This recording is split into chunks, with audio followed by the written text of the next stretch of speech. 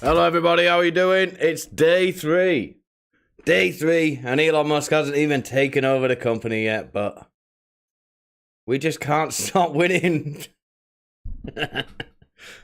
So, Project Veritas last night, I think 2 a.m. or something in my time, last night, they have found an absolute Chad of a man who works for Twitter, and he has been releasing everything to them.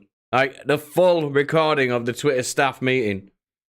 So that's what we're going to do tonight, rather than look at Twitter itself. Although there is a little bit of that, because I think the leftist liberal people have kind of calmed down a little bit and maybe realized they've been making a total fool out of themselves.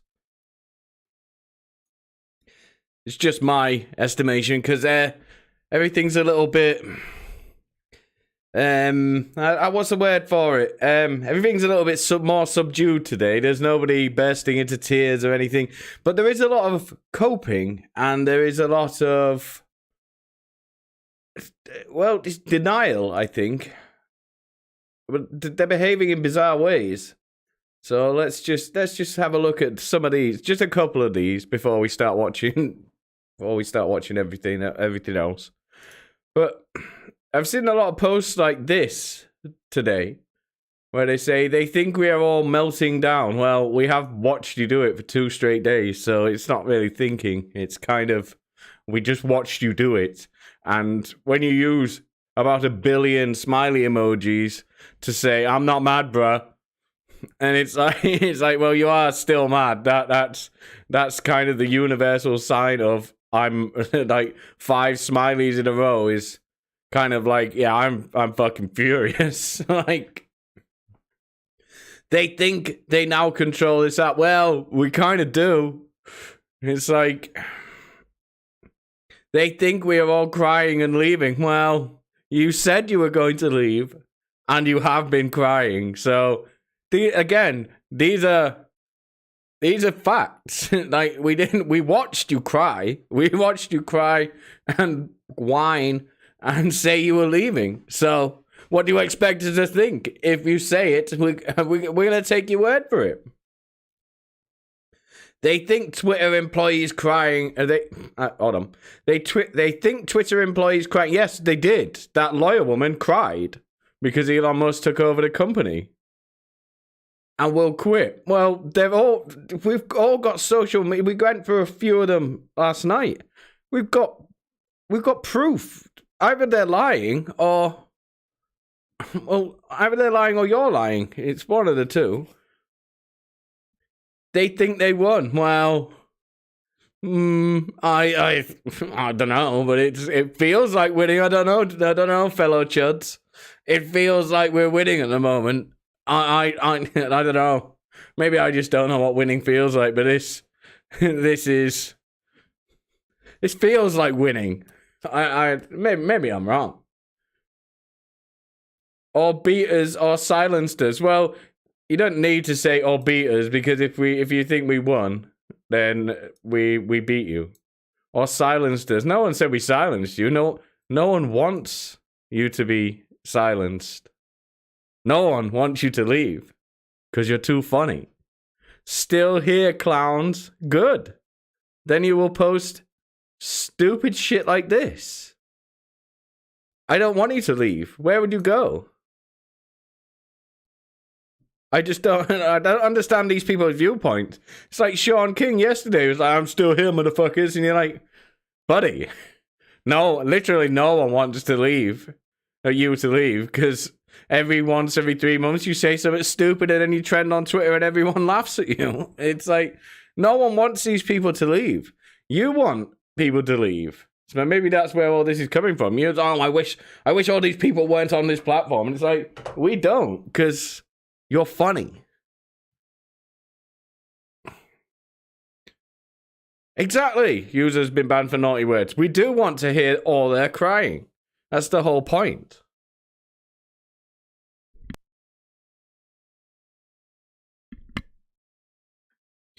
But, and I've got a couple of other ones where, and then you've got real denial, like real denial. And I've seen a fair few of these at the moment where they're like, oh, well, here's how Bernie can still win. And it's like, the deal isn't done. One, can Elon Musk put the money together to buy Twitter? Yes, he's already done it. And he's half of his backing is from Morgan Stanley. And I really don't think, I don't think they're going to go, oh, sorry, we can't afford it, bro. We were lying. Questionable. Two, can Elon Musk stop violating the agreement to not disparage Twitter? Well, there is no agreement for that because he's just bought the company. The outgoing owners are never going to put in anything in saying you can't talk bad about the company that you own. And it's like, no one's going to say that because it doesn't make any sense. Already violated multiple times. It's his fucking company. He can say it's the worst app in the world. Or it is literally Hitler. He can do whatever he wants. If he wanted to destroy it and just say and close it down, then imagine how funny that would be. But he can do what he wants. There's no clause in the contract where it's like, I mean, if I bought a business, like say a sandwich shop or something, they're like, well, you can't ever say anything bad about this sandwich shop online. And you're like, why do you care? Just take your money and fuck off. So there's been a lot of copium posting. And then there's the Washington Post as well. They're really... I think Jeff Bezos is kind of angry, because he didn't think of it. I genuinely think Jeff Bezos is furious. He didn't think of it. Elon Musk on Tuesday used his powerful Twitter account to bolster right-wing users who sharply criticized two company executives. Now let's have a look at that. Now, that's very, very dishonestly framed. So let's have a look. Here's another dishonest person. Will Oriamus, or whatever his name is.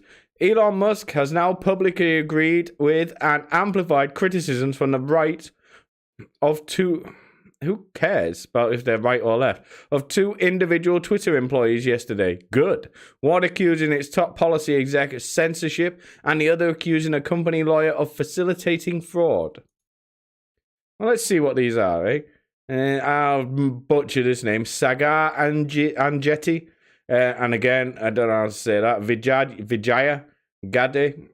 The top censorship advocate at Twitter, who famously gaslit the world on Joe Rogan's podcast and censored the Hunter Biden laptop story, is very upset about the Elon Musk takeover. Twitter's top lawyer reassures staff and cries during meeting about the Musk takeover. And here's the new owner of the company saying, suspending the Twitter account of a major news organization for publishing a truthful story was obviously incredibly inappropriate. Now, I don't know what else you could say, because that's the correct response. I mean, I really don't know what else he could have said. They've already said it was wrong.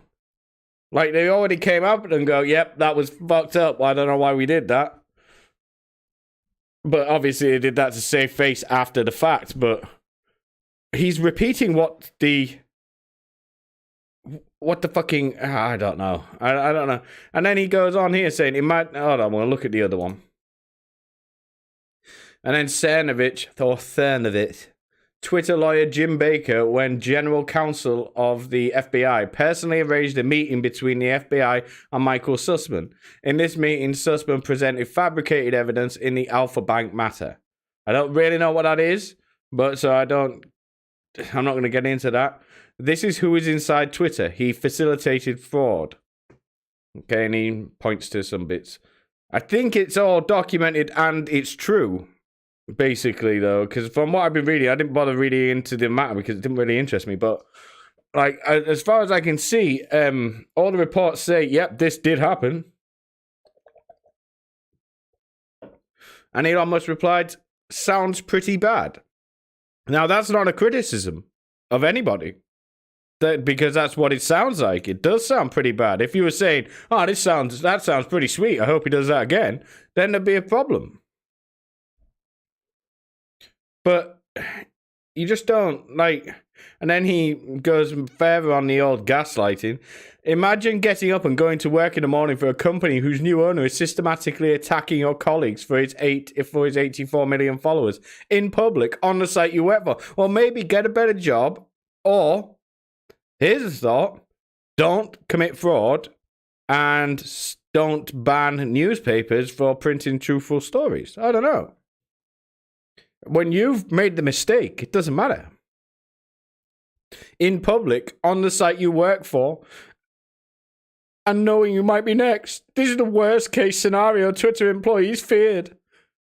Well, if you're a good employee, you've got nothing to worry about, have you? You really haven't. In internal messages and at a company town hall Monday, Twitter employees asked executives for assurance that they would be able to safely do their jobs if Musk targeted them. Well, yeah, this is so...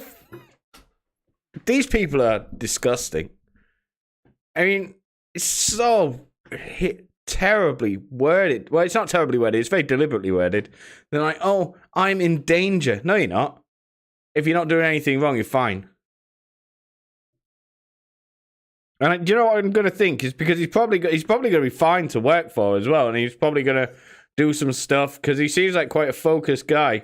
I mean, you can think what you want of him, but from all I've read about him or him at work, he doesn't care about anything else other than the mission.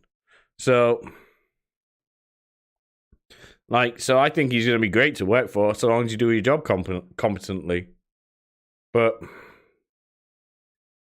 as for the merits of the criticism that Musk seemed to endorse, Twitter's Dorsey acknowledged the company was wrong to block the post. So, okay, whether it's censorship is contested. No, it's not, because he blocked the post, so he censored the post. That's not contested. These people, they're so fucked up. They just cannot stop lying. It's 100% lying all the time. As for Baker, facilitated fraud is an allegation that is at best unproven.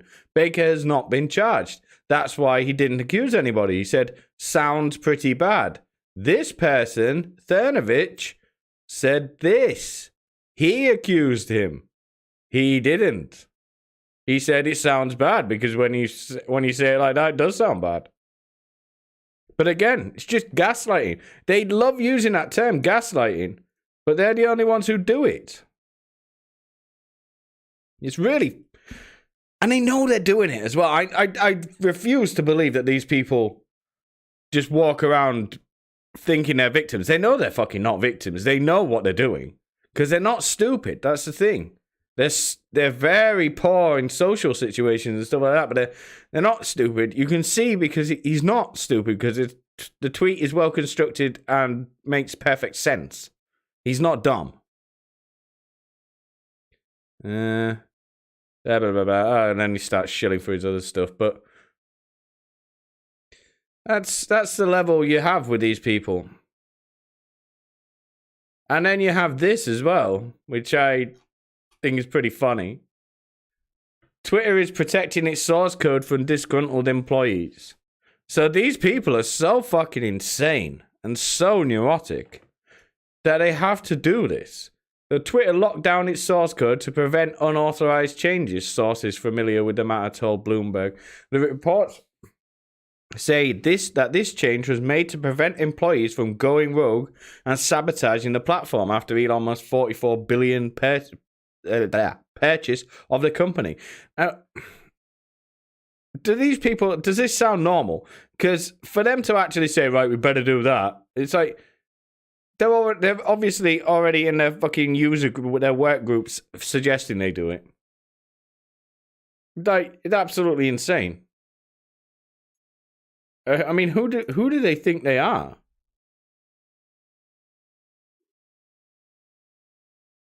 They do well. They're not anymore, Jonathan Ryan. Yeah, they know they're the ones making the rules and ruling over everyone else. Yeah, not anymore.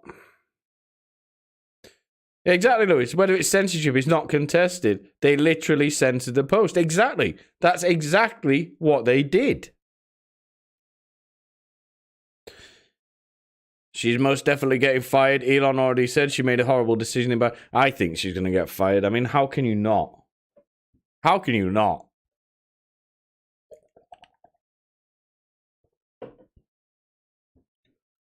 I mean, for her to stay would be completely insane. But... And then before we get into the stuff thing, I touched on it. I did this. I read this afternoon after...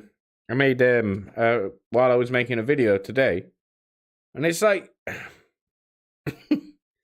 this is the most stupid article I've ever seen. They're just it's gone from individual people on Twitter seething to massive corporations absolutely furious that this guy has basically taken control of all of them because Twitter is extremely essential to their business model. And column, with Elon Musk in charge, it's the beginning of the end for hashtag Black Twitter. Okay, why? It's all rather disturbing and somehow fitting in these double-speak steep times.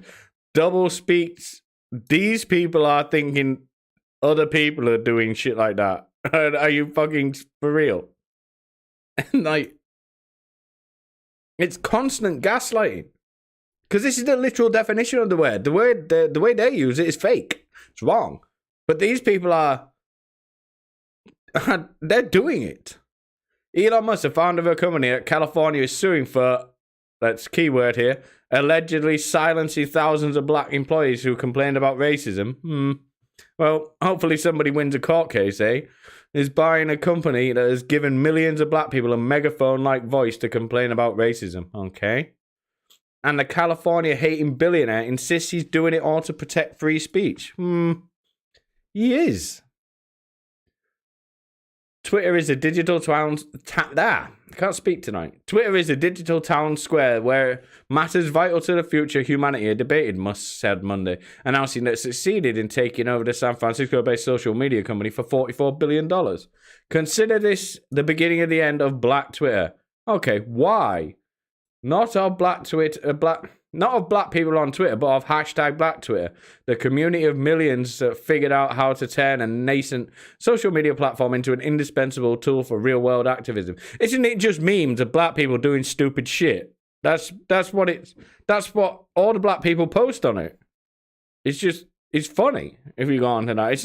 It's not serious. Yeah, they mentioned and entertainment too. Where do you think the best memes and gifs from? That's all it's for. Black Twitter gave its hashtags and turned into movements. Black Lives Matter and hashtag I Can't Breathe became rallying cries for hundreds of thousands of protesters and murderers and rioters after the 2020 murder of fentanyl Jesus by Minneapolis police. And for years before that, when fewer Americans were paying attention to the disproportionate number of black women being killed by the police, there was Say Her Name. Oh yeah, for the drug dealer who got shot because he pulled a gun on. I believe that was the case because the guy was cleared. It was hashtag Oscars So White that led to peer pressure for changes at the Academy of Motion Pictures and Art. And let's not forget that hashtag Me Too, which meant we all had to listen to the lying whores, which roiled the halls of power in corporations and government, was started by a black woman. Cool. There's also hashtag Black Girl Market and hashtag Black Boy Joy, both celebrating the beauty of blackness in a country that so often devalues it, and us. When are you getting to explain that all of this is going to go away?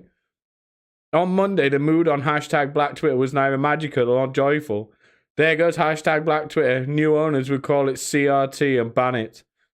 Critical race theory. Hashtag Black Twitter. We need to schedule a meeting ASAP. Where are we meeting up when we leave Twitter? So where's the back of Twitter asking for hashtag Black Twitter?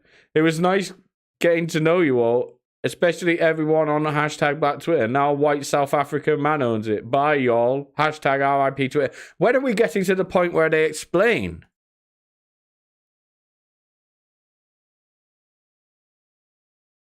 Yeah, hit the like button, please. Thank you very much, Jack, for pointing out. If you hit, I was reading something on the back end of YouTube. If you hit the like button, it promotes the stream in some way. I don't quite understand it, but it makes it better. I have no idea why, and I don't know if it's true either. But there is something in the YouTube back end when it's telling you about live streaming. So if you want to hit that like button, that'll be pretty handy. Let's see if it actually does anything. So we're going to get to the... So anyway, we're going to get to the point where we are explained that it's all going away. Meredith D. Clark, an associate professor at Northeastern University in Boston, who studies race media and power, is working on a book about hashtag Black Twitter. Wasn't surprised. I think you would definitely see more people move off in larger waves. I think there will still be a remnant left, but so this is all based on nothing. It's all based on absolutely nothing. They're making it up. The problems with the Twitter deal are multifold for black people. First, there's Musk himself. He's the world's richest person, or as Clark put it, this is yet another example of how we're falling prey to oligarchies. It's funny how they started saying oligarchies, isn't it now, having entrepreneurs? And isn't it funny how they didn't mind BlackRock and Vanguard owning everything? Don't give a shit about that, do they? They really don't. Men with billions of dollars who get to decide what our communications look like. But you didn't care about this last week. Because it was the same. It was the same last week. It's just a different guy with billions of dollars. And he's slightly less evil than the ones that you approved of. He's also a businessman with questionable ethics. So all businessmen. Musk company Tesla is being sued by the California Department of Fair Employment and Housing. It's the largest racial discrimination suit ever brought by the state and was filed on behalf of more than 4,000 former and current employees, all of whom are black. Some of those employees... Now, this is not going to win because none of this ever happened. Some of those employees described their experiences to the Times. They alleged that they were often the targets of racist slurs by co-workers. No, they weren't. No one is anymore. There's loads of racist people, but no one's walking around calling their colleagues N-words. No one is. It just doesn't happen.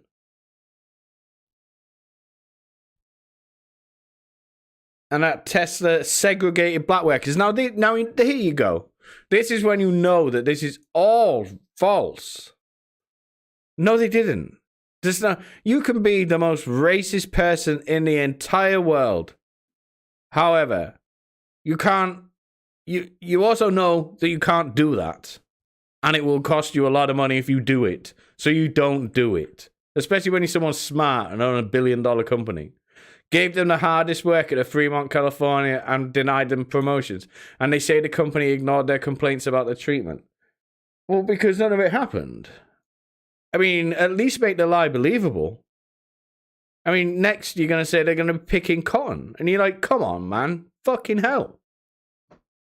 Stop being stupid. This is just the most overreacting nonsense I've ever seen. Given the long-standing diversity problems at tech companies, including at Twitter, this is troubling. There aren't any long-standing diversity problems. It's just that women don't want to do stuff, and maybe black people don't want to do it either. Maybe the way they're all growing up, it doesn't. Maybe the way they're brought up, they do different things when they're younger. Because it is mainly white autistic kids, but that tends to be people who are like into computers. Tends to be how it works. Even more concerning is the climate of Twitter itself, which, despite the content moderation that happens now, is still full of racist trolls. Well, yeah. With the knowledge that I have about most as a business person, as someone who seeks to have great influence over culture, I'm concerned, Clark said. I'm concerned about some of the statements that he's made in the past and how they reflect on his character. The second problem is what most plans to do with Twitter. He has repeatedly complained about the content moderation, even though it's applied sparingly and inconsistently. Yeah, that's one of the main problems. Inconsistently. You just ban all the right-leaning people and all the left get to sit there and do exactly as they please. If he has his way, he could very likely get rid of it altogether. No, he's not going to do that because A, advertisers and B, laws. And this is the most wild thing I think they said. Prominent white supremacists who got kicked off the platform for good reason, okay, could return. Among them, former President Trump, who through his account helped incite the January 6th insurrection at the US Capitol. So they're just flat out calling Trump a prominent white supremacist. This is reeing. This is overload reeing. It's like, what the fuck? Perhaps more troubling, conspiracy theories could become easier to find and share, and therefore grow in complexity and a number of believers. Who cares? Who fucking cares? If you want to believe the earth is flat, cool. It's funny. Who fucking cares? I mean, all of these people believe the Russian collusion conspiracy theory, even though it's repeatedly been proven false in front of them for many years. So I just don't understand. We've already seen the effects of disinformation about COVID-19 vaccines. There's a lot of sudden deaths, that's all I'll say. And of QAnon, including all the latest tall tales linking gender identity to pedophilia. What tall tales? there's a very, very big link. Not the way they're framing it, but the people who are pushing these people children into turning trans, they're the pedophiles. Not it's like, and the kids, we don't know how they're going to grow up now, but fucking hell. But they do seem to have a very large amount of completely deranged sexual degenerates in all of these gender confused people. It happens quite a lot in this country where half of these trans women, loads of these trans women go to jail for doing weird shit. And then I've stopped reading after that because it's just so boring. But what happens when a conspiracy theories bolstered by more than a dash of white supremacy escalate into violence? The only violence we've ever seen is from the Black Lives Matter riots. That's the only violence. There was no violence at the Capitol because nobody had any fucking guns. I watched all of that. There was no violence. Apart from the police. Hashtag Black Twitter knows this. On Monday, Musk tweeted, I hope that even my worst critics remain on Twitter because that is what free speech means. Hashtag Black Twitter also knows that, no, that's not what free speech means. It literally is. Because Twitter is a company, soon to be privately held, and has no obligation under the First Amendment to allow racism, transphobia, homophobia, or misogyny to percolate through its platform. But that's not what free speech means, you fucking idiots. That's what he said means free speech. But anyway, I found this article interesting because this is one of the weirdest copes I've ever seen. I've never seen anything written in a big publication and republished everywhere as though it's a good article.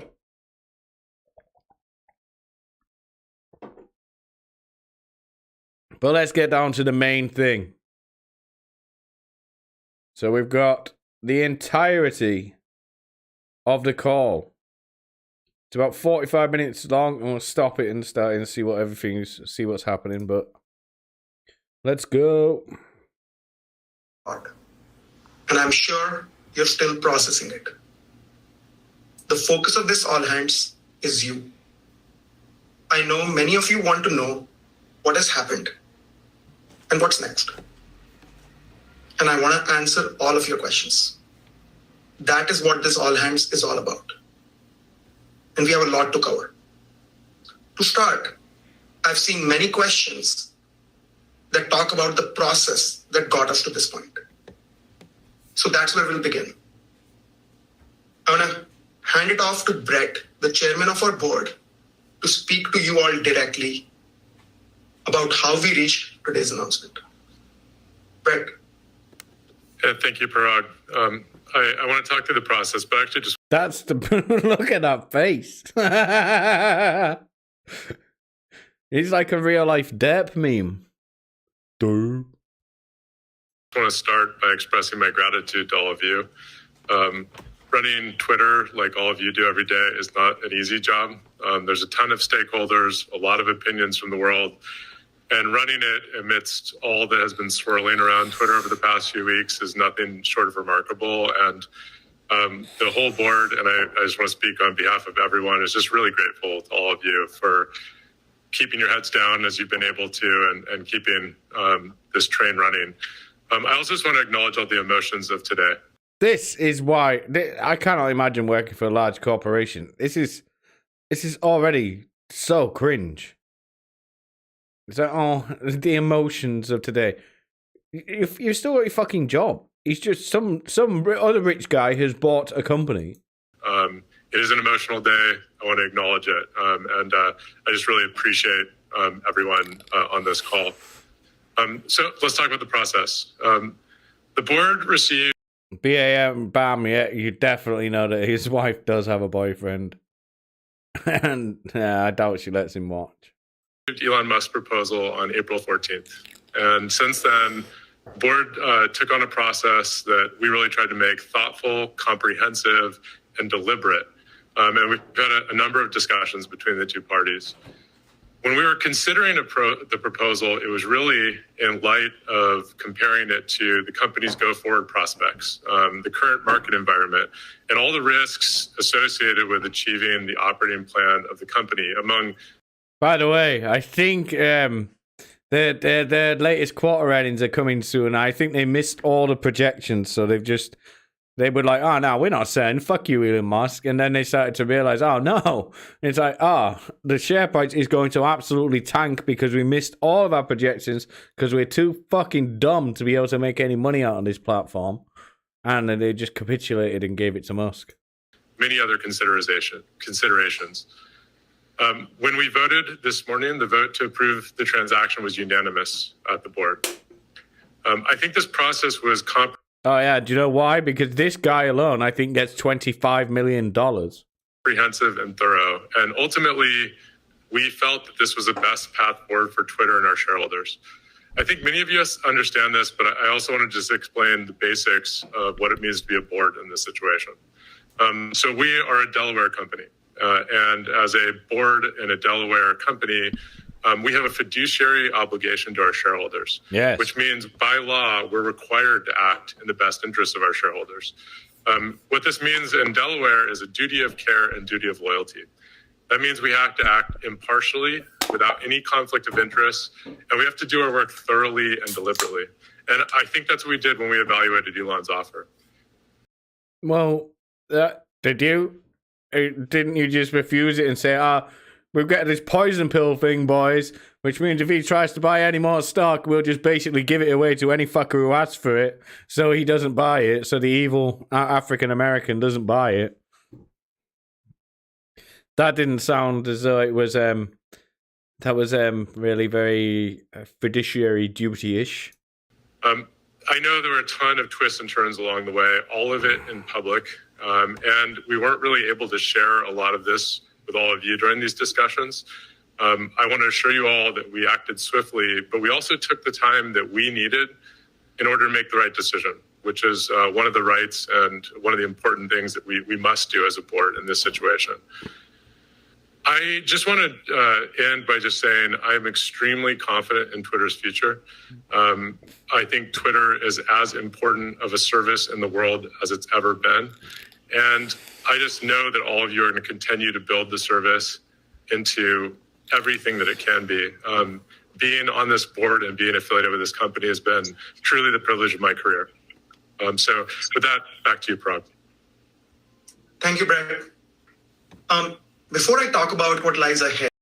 One thing about Parag, he sounds pretty cool. I like him. I hope he stays, because I've listened to a bit of this. He comes across as cool.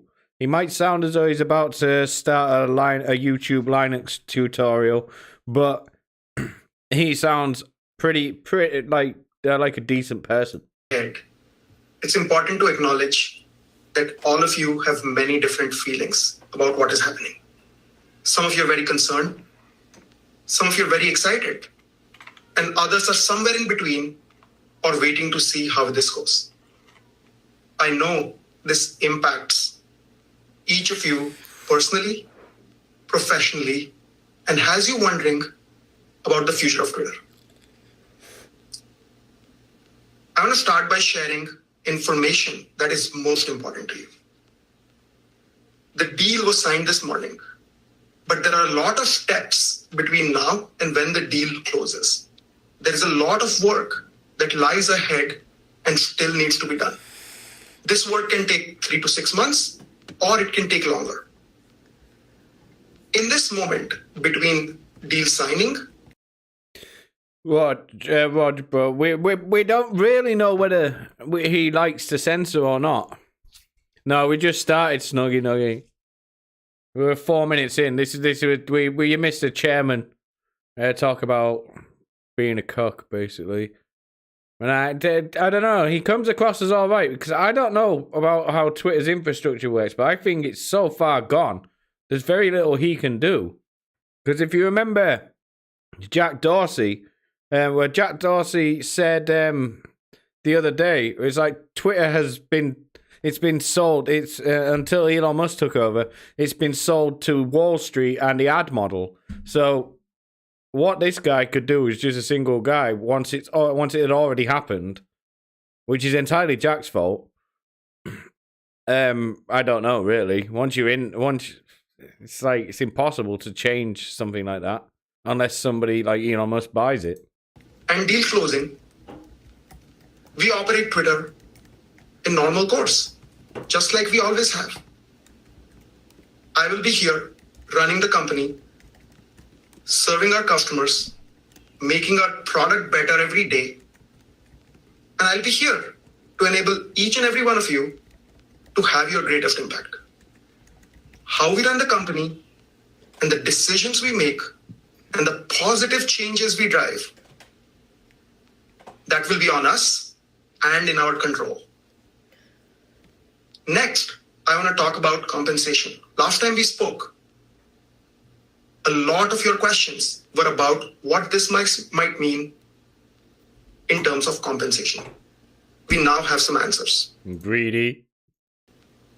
Until the deal closes, your compensation programs remain the same. Your RSUs will vest. just as they always have. What does this mean? Is this an American thing? Your compensation, is that what they're saying about wages? Because we don't ever use. I don't know. Because in the UK, if you say about compensation, it either means you're gonna get made redundant, or you like. This is like. It doesn't seem to mean what I think it means. So can somebody like tell me what he's talking about? Is this how companies talk in America? Because I don't know what it means exactly. Your compensation programs. What is that? That's not a term we would ever use in the UK. We'd go your wages, and that's it. Once the deal closes, your RSUs as compensation will convert to equivalent cash payouts, but remain on the same vesting schedule and convert at the deal price of $54.20. Simply put, I see. what this I means see. is instead, once the deal closes as compensation, instead of receiving RSUs on a vesting schedule, you will receive an equivalent amount of cash on that same schedule. The deal also has protections around benefits, base salary, and bonus opportunities for them to remain the same for at least 1 year after the deal closes. Roger, no, Parag also thinks all white people are racist. He's a nutter. No, I made a video about that, and I regret making that video, but I didn't take it down because it got quite a lot of quite a lot of views. So, and I needed those views to be able to get monetized. But I later found out that was I know what you're talking about. He's talking about something about comedians, and it sounded racist. But then I found out that he was saying the opposite. He was mocking somebody. He was saying completely the opposite. He was laughing at somebody for thinking he was racist. I don't know exactly, but I can't remember exactly what it was. But I remember reading it about a week later and thinking, "Oh shit, I shouldn't have made that video at all." And it's like, because I think it got about 4,000 views about him being a racist, and it's like, oh fuck. He definitely did. He didn't mean it that way. He meant the total opposite. I was wrong.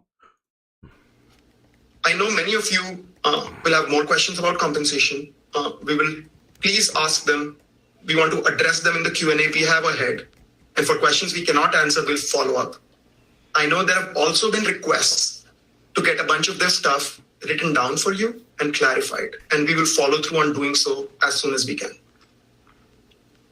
Before we jump into questions, I'm going to take a step back. Twitter has always been an outlier. It's a unique company. And what we are going through is unprecedented. I recognize that this is a period of uncertainty. The best thing we can do is to support each other, to operate as one team, whether or not we feel the same way about what is happening. We never owned Twitter, but we built it together. The work you all have done has had an impact on the world. The work you will do next will also matter. See, this is good shit, right? I know a lot of people like say that. I know you don't really like him, but this is good to talk to your employees in this manner. I've run businesses for years, and it's like, this is good. He's acknowledging that this is our business. He's not making it about him at all. The work you have all done has had an impact on the world. Like the work you will do next, he's also encouraging them to keep on going. This is good. This is like when I was listening to bits of this, it's like this guy is a good CEO. I might not agree with him. I don't have to agree with all people's political things and whatnot. But it's like when you're listening to him, you're like, okay, this guy is he's a good team leader. He's a good leader. He might be. I don't care about him in his real life. He might be complete Jack Murphy, but he's put on a good show here. With that, let's get into questions. Hey, everybody. Thank you, Parag. Thank you, Brett. She's there awful. There are lots and lots of questions. And as Parag said, we are also going to be following this all hands, both on what's answered here. She is what is unbearable about Zoom. These people. And then also any questions that are really important to you that we will not be able to get to. So please do know that. There are a number of questions, Parag, as it relates to how the company is operating today and what will happen. So questions about work from home, questions about our benefits, questions about folks who have visas. Can you just explain and give some context to like that whole host of questions that people have on their minds? Absolutely. Thanks for the questions. As I said, between now and closing, we will continue to operate the company in normal course. We will continue making decisions as we always have, guided by the principles we've had, which that doesn't mean things won't change. Things have been changing. I've been in this role for 4 months. I have been talking about driving positive change at the company. I will continue doing so because it makes us better and it makes us stronger. Once the deal closes, different decisions might be made. For us to gain insight into that, we'll be finding a way to have Elon talk with all of you at the soonest possible opportunity. And of course, me, our board, members of our leadership team will find ways of spending time with Elon to learn more along the way. And as that happens, we'll be open and transparent with you. Thanks, Parag. This next question is for Brett. Brett, how is selling the company and making it private in the best interest of shareholders? Isn't this forced selling their shares at a lower than current price and might also have negative tax implications for them? Lower. I'd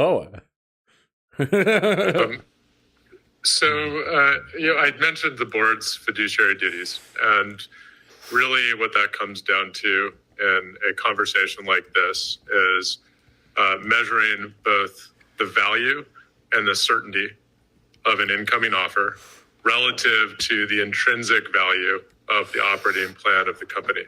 And when taking all into account, you take into account risk, you take into account market conditions on both sides, and you try to determine what's in the best long-term interests of Twitter shareholders. In this case, as I said, the board, with advice from, I think, world-class financial advisors, legal advisors, unanimously decided that this offer represented a better value for Twitter shareholders. Hello, ma'am. We are calling from Microsoft. That was Parag's previous job. Thanks, Brett. Question for you, Parag. There were a few questions on this. I would love to know how this change will impact our overall DEI goals. Good Lord. She is fucking unbearable. Through this whole thing, she's unbearable. It's like I worked a Zoom job during lockdown, and it's women like this. And I don't want to be sexist, although I don't really care if I am, but like they're so fucking unbearable. They don't have American accents in this in England, but they are exactly like this, and you hate them. Twitter is at its best when all diverse voices in the world feel safe and feel encouraged to engage in the public conversation. This is why everything is so gay online. How can you not feel safe on the internet? No one's gonna fucking come. It's words on a screen. That belief is what drives us to have a diverse workforce internally on all dimensions, to have multiple perspectives and points of views represented internally so that we can empathize with all of our customers all around the world and serve them in the best possible way. That is a core belief of mine. Parag is the most successful Indian scam. He scammed us all the way to the top, baby. That doesn't change. Question for Brett. Brett, how did we go from the poison pill to this so quickly? Now, I love this question because this is she's asking questions from employees, and this is pure seethe. You can tell that some fucking pronouns just typed this out. It was like, oh, I thought we were safe. I thought you were going to devalue the company and tank it like so badly and like to make it worthless by giving away the stock instead of giving it to literally Hitler for a fair price. It's a great question because I think both the phrase poison pill and the concept is largely misunderstood. And I found a lot of the characterizations of it in the press not really capturing, Based, I think, really okay, the I like cuck boy. rights it affords a board, which are really important in a process like this. I believe it was April 15th when we adopted the shareholder rights agreement, which has been called in the press the poison pill. That's the colloquial term for it. Really what it does is it prevents a shareholder from an acquirer from gaining control of Twitter through open market accumulation. And it enables the board to sort of have control over the process to make sure that we can do our fiduciary duty and most importantly, have the time to do it on our schedule to make sure we're protecting all shareholders. There's a few articles I think. Okay, so it was largely misrepresented. So what they did. Okay. So what they did was actually everybody over dramatized it, but they were just doing standard stuff like, yeah, we've got this offer. Now we'll implement this so he can't do weird shit and just start buying it up anyway, so we have to accept the offer. Right, okay. Okay, so actually, I suppose that does actually prevent him, because if you think, like, he could start buying up all the stock and they had to give him $54.20 for, if he bought all the stock, it's like, right, you have to give me all the money now. Like, this right. I can't remember off the top of my head. I'll maybe send you afterwards. But it's a very nuanced concept. But most importantly, the rights plan didn't prevent us from engaging with the parties or of evaluating this acquisition proposal. It really was about putting the board in control of the process so we could ensure that every single one of our shareholders' interests was represented in the process, which I think is a very important part of the role of a board in a situation like this. I agree. So we use that to take what I think is a really thoughtful and comprehensive process to assess the offer relative to the board's operating plan, assess the risks. And at the end of the day, as I mentioned, the board believes this transaction is really the best path forward for Twitter's stockholders. Staying with you, Brett, Elon Musk took on a lot of debt to make this happen. How much risk does that present to us? None. As I mentioned, as the board evaluates a proposal like this, it's both value and certainty. And you'll see in many of the public filings, but a number of measures that we put in place. Well, she's not unattractive. User has been banned for naughty words. I could imagine she gets drunk in bars alone a lot. So to ensure financial certainty. And it's a little bit technical, but that was a meaningful part of our due diligence and how we crafted the merger agreement. Thank you. Parag, can you clarify if there will be layoffs or not? There are no plans for... This is another thing. If you notice as well, she's constantly... The women who get into these corporate environments are so weird, because they always say, especially on Zoom, it's like, thank you, Parag, thank you, Brett. And it's like, Parag and Brett don't say shit, because it's like, we're the weird lads. It's like, who fucking cares? Why are we going to thank everybody all the fucking time? But this is, like, she does that, and it's like, when I was doing that remote working thing, and it's like, they're always like, oh, thank you. And it's like, it's fucking unbearable. They're trying to be polite, but it's absolutely unbearable. It's like, thanks for that, James. And you're like, oh, fuck off. I just said something. Don't thank me. Any layoffs at this time. You can hear my vape. Well, I've stopped smoking. I've stopped smoking for nearly 9 months now. I have to use it. I'm still addicted to nicotine. I've just stopped smoking. I don't want to have cancer like Mr. Messica. Are we going to continue? This is for you, Parag. Are we going to continue working on our projects, or are the priorities going to be drastically different? So our priorities today are not changing. As always, we operate in an environment which requires us to evolve our priorities as we learn more. We have to continue doing the work that I've been talking to all of us about for over the last several months. We've been talking about improving executions, making faster decisions, holding our... I don't smoke weed anymore. If I smoked weed, I would never ever make a single video. I just gotta quit that, Jonathan. Like, ourselves more accountable, learning more from data, and as those things happen, changing the work we do to best serve our customers. So we will continue driving positive change in order to best serve our customers. Parag, what does this mean for Twitter's commitment to responsible, ethical AI/ML? We've been viewed as industry leaders in this field and have attracted some of the field's best and brightest minds, but it would seem that new ownership's values are not in alignment here. It's a matter of pride for us that we've done the work, built a team, and shown up externally to be considered a leader in this area.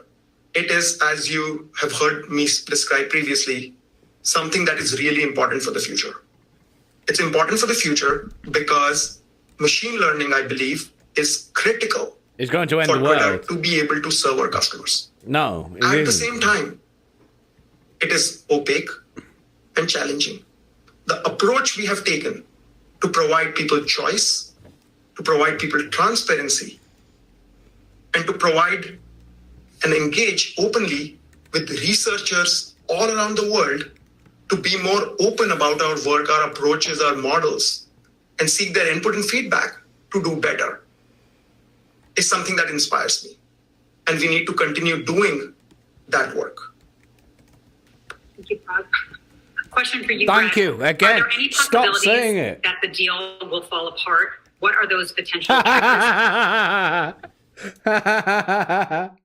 Oh, please, Brett, tell us the deal is gonna fail. We don't want the nasty, evil Hitler taking over. It's all going to collapse. First, there's never any 100% certainty with any transaction, particularly a transaction of this size. And as a part of, when I mentioned both value and certainty, one of the important parts the board took into consideration is both mitigating the risks that it may not close, and in the cases where it may not close, how the company may recover from those scenarios. I think broadly speaking, those risks are regulatory, they're financial, and other. And so it's always a part of any transaction of this size. And I can tell you it was a very important part of the board's process and coming to the merger agreement. So Parag, basically, there are a number of questions shut up. about employee retention and Hold attrition. on. Leslie did not thank Brett for that answer. Is she seething about this as well? Was she hoping for an answer saying that, like, oh, it's going to collapse, don't worry about it. He'll fuck off soon. Oh, I sense anger in Leslie. And how you think about it. I don't know specifically what the questions are, but let me speak to the area and tell me if I am getting to the questions. This is indeed a period of uncertainty.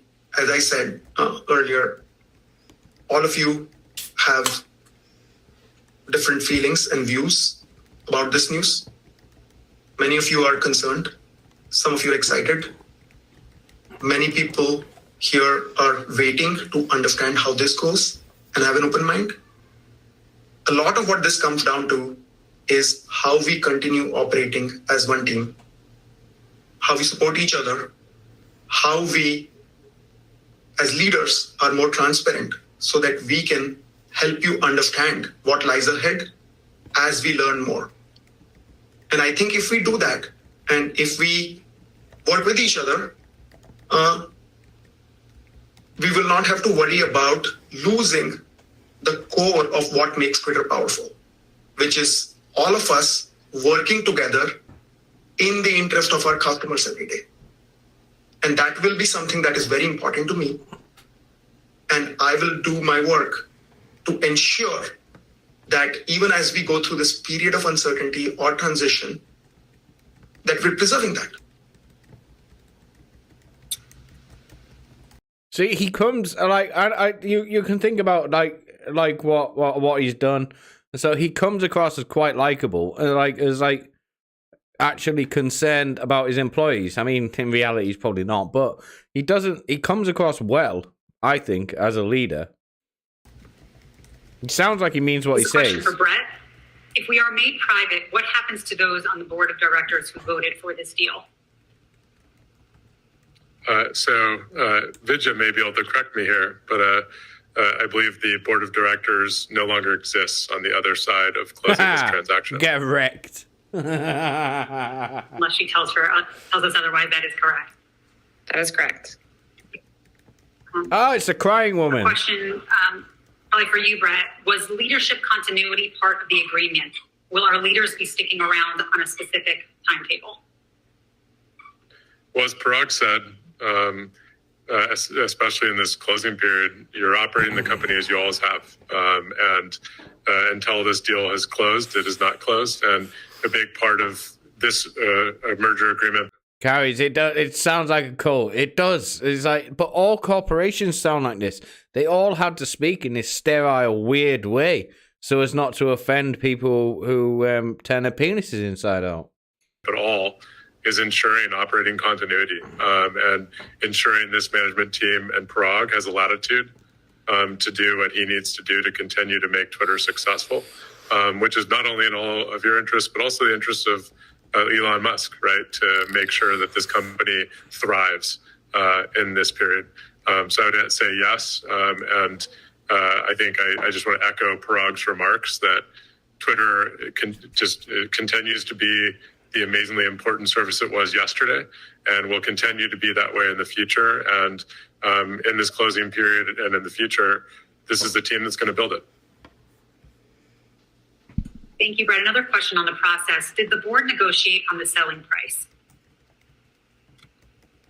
I agree. Risky, yeah. I mean, you would. She's unbearable sandpaper voice, chalkboard voice, but. As I said, so as the board evaluated this proposal, we took into account both value and certainty. And we can't provide many details beyond that, beyond what's in our filings. A question for you, Parag. Is there an updated understanding on what free speech means that we're aware of? Are we allowed to censor everybody still? Come on, please. I really enjoy that bit of just banning everybody who I disagree with. I think we all understand what free speech means. No. I don't think it's about an updated understanding of that. It's been a concept that's existed for a while. But I think I'm going to try to read the question behind the question here, which is where see, this is why I like him. Twitter's product go as a private company in the future once this deal closes? And I think that's a great question. To best gain perspective on this, as I said earlier, we'll find ways to bring Elon for a Q&A with all of you. Me, a lot of your leadership team will spend time with Elon to understand better what his vision for the future of Twitter might look like, and have a two-way dialogue where we inform and educate him on the work we have done and the things we have learned along the way, and understand what his ambitions and aspirations might be to see how we can best collaborate. That's a good answer to placate everybody. And just, we've got Easy there. They're saying in the chat, Elon is going to force the US government to buy him out and turn it into a utility. Look at what they're saying on left-wing media about threats to the next election. No, he isn't. That's the thing. He can't. They can't do that because in America, I mean, my government in England could do that very easily because We appear to have no constitution or anything like that. But if the government bought Twitter, they would actually absolutely have to adhere to free speech and let everybody just go wild with slurs and stuff like that, because unless they broke the which is it, the Second Amendment and First Amendment? I don't know, I'm not American, but it's one of the amendments. But it's the First Amendment, isn't it? But they wouldn't be able to. That's why your governments, pardon me, run companies like Twitter, or take kind of control of Twitter and tell them what to do, so they're not infringing on the First Amendment. That's why they do it. They do it kind of what's the word? I can't think of the word. But they do it behind a cloak of Mr. Bobs and Virgin here. And he does all the censorship, but the government doesn't.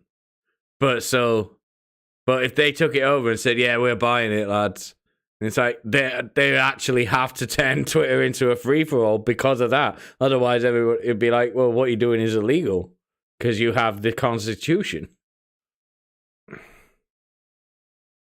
That's why they do all of this shit. That's why Google and Facebook and stuff exist, and that's why they're controlled by the government. Basically, anybody who fucking understands anything understands that they are now. A question for Brett. How do the board, and this goes back to attrition, how do the board and Mr. Musk plan on dealing with a mass exodus, considering the acquisition is by a person with questionable ethics? Oh, reeing. This is the most question ever. Also, how much input, given background, did Jack have on this? They couldn't. This question was made with such fury they couldn't even type properly. Also, how much input, given background, did Jack have on this? What? It's like. So I'll start with the Jack question. Jack is a member of the Twitter board, and it was a unanimous vote. Beyond that, we can't speculate beyond what was stated in the press release, and I'm sure Jack will share his own feelings over time as he deems appropriate. And I don't want to speak on his behalf. As it relates to the question of attrition, as Parag stated, one of the themes of today is continuity and ensuring that Parag and this leadership team continues to operate the business successfully. Easy there again. Now, I'll just pause you. They aren't enforcing that law on publishing for digital companies. No, but they would have to if they out and out owned the company. They literally would have to. They'd have to review Section 230, because if a government entity owns a social media company, they would, publicly owns a social media company, there would be no way they can censor you. They can't do it, because that would be the government censoring you, which would in turn be them violating the First Amendment. It couldn't happen. That's why they don't do it, much as they'd love to. You think they wouldn't love to do it? It's like, but they can't. They literally can't, because no court in the land would accept them doing it, because it'd be like, nah, you are the government. Section 230A or whatever it is, Section 230B, is it? Does not apply to you when you're literally the government and you have to adhere to the First Amendment. Successfully on behalf of our users, on behalf of our customers. And that has obviously been a big topic of discussion at the board. And as I mentioned, an area that is important to Elon Musk as well, because of the importance of Twitter as a service. Brett's a little bit pissed off with that question. I guess this question is for you, Parag. What's in it for our users? Can you point to some upcoming specific changes that will benefit? She really doesn't like Brett. She's not thanked him at all. She stopped thanking Brett. She just doesn't like these answers that Brett's giving. The user experience. That's all the work we are doing is positive changes that benefit our users. A deal document, a deal signing doesn't change how the product that users use. The product changes when we learn about their needs, when we solve problems, when we build products, when we ship new features. And that's what we will continue doing. And that's how. Actually, easy there. They did not do the lockdowns. Like, the federal government did not do the lockdowns in America. They were all, Trump left them. Trump could have stopped it, I think. But I don't know if he's legally allowed to. But they were all done on a state level. So they were not a federal government lockdowns at all. How the product will get better for users. And it's not the deal document work that we've been doing with Sleepless Night over the last few weeks. Hold on, bear with me a second. There's some webcam guy. Just let me... Oh, God damn it. Let's carry on That will get listening. that done. Parag, are we anticipating a hiring freeze? Oh, yeah. Great question. We haven't thought through the answer to that question, but I think we'll have to work through the details of what it means in terms of our hiring plans in this period between now and closing. Question for Brett. Will the insider trading window calendar for transactions for Q2 2022 be changed? That is a question maybe more appropriate for Vijay or Sean. I don't believe so. I agree with Brett. I don't see any reason why the trading calendar should change. We're still a public company and we'll still have to report earnings for our quarterly results on the same cadence that we did before. So our Hold on. Yeah, we do need a moderator. Does anybody want to be a moderator?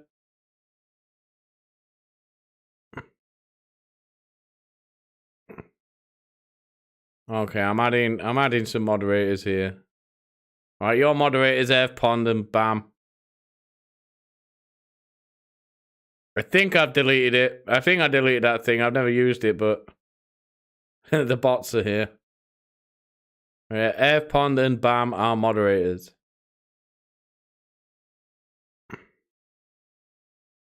calendars will be the same. Hold on. Let's just go back a little bit because I didn't quite get that because I was concentrating on these sex bots. Means in terms of our hiring plans in this period between now and closing. Question for Brett. Will the insider trading window calendar for transactions for Q2 2022 be changed? That is a question maybe more appropriate for Vijay or Sean. I don't believe so. He's just laughing I at agree people. with Brett. I don't see any reason why the trading calendar should change. We're still a public company and we'll still have to report earnings for our quarterly results on the same cadence that we did before. Oh so my our calendars will be the same. Oh, unbearable. Not only did she cry, she's got vocal fry. My God. And that picture just looks fucking unbearable. I could not imagine talking to this woman. One just theme on that. Twitter continues to be a public company today, just as it was yesterday. Until this transaction is closed, it's not closed. And we have to operate Twitter as a public company. And I just want to make sure that's clear to everyone because there's a lot of answers to questions in that, just that understanding. This is a question for you, Brett. Why was the decision made to pay out RSUs on a vesting schedule versus at one time? Are major shareholders being paid out on a similar schedule? Feels like a way to get out of paying employees who may leave or get laid off what they were granted. Okay. I may not understand the question correctly, but I think it may go back to Parag's point in his opening. Can somebody in the chat tell me what an RSU is? Because I don't think the term is used over here. I've never heard that regarding shares and stuff like that. I think we probably have a different term for it. Which is the vesting schedules of employees' RSUs remain the same. And at the point of close, instead of being paid in RSUs, it translates into cash. But the people's compensation plans don't change in this transaction. Merely the currency of those compensation plans change. And again, we will follow up with this in writing so everyone can really absorb. I know it's hard sort of in real time to take it all in and to retain, and we can be a lot, and we'll be very clear in these documents. There are a couple of questions about Trump coming back on the platform. Here we go. Will he, I guess that's the question. Does this mean Trump will come back on the platform? Parag? I think we've been doing our work to learn about what's happening out there. We constantly evolve our policies. We make decisions for the health of the public conversation every day. Thank you, user bans, for restricted stock units. Right, okay. We've been doing this work. We will keep doing this work. Once the deal closes, we don't know which direction the platform will go in. I believe when we have an opportunity to speak with Elon in an AMA, it's a question we should address to him. I will, of course, be spending time with him to understand where he sees the future of Twitter, as I said earlier, and to inform him about the approaches we have taken, the principles that have guided us, the lessons we have learned along the way, so that we enable, through collaboration, a thriving Twitter in the future. Trump's coming back, baby. Trump is coming back. That was a way. That was a very CEO, clown world, corporate speaker saying, yeah, he's probably coming back, boys. I don't know what to tell you. Parag, can you talk about our ads business? Elon has been vocal about not believing in ads. What can we share with our clients about the future of our ads platform? As Brett and I have said, not a lot changes today. We continue to be monetized primarily through advertising. We often don't talk about this, but advertising is a really powerful tool on the internet. It allows differential pricing in a way that allows an amazing service like Twitter that we all build to be free for all of our users all around the world, whether or not they can pay for it. Twitter is the worst advertising platform because Facebook is where all the normal people go, like the normies, the NPCs. They click on ads. Twitter has always been the trolling website. No one clicks on ads. No one. Not even leftists click on ads. And that property of advertising is important for a service like Twitter to operate at the scale that it does and to be free. That's why it's never made money in its entire existence. It also applies to a lot of things on the internet. And I can't speak to Elon's beliefs or his plans, but I do believe that Twitter is a business. Elon bought a business, and I expect that the way we monetize the business will be important to any owner of this business. Yeah, he's going to turn it into a YouTube competitor. It's the only way for ads to work. Parag, what happens to ESPP? I don't know if that's a question for you or Vijay. Vijay, please.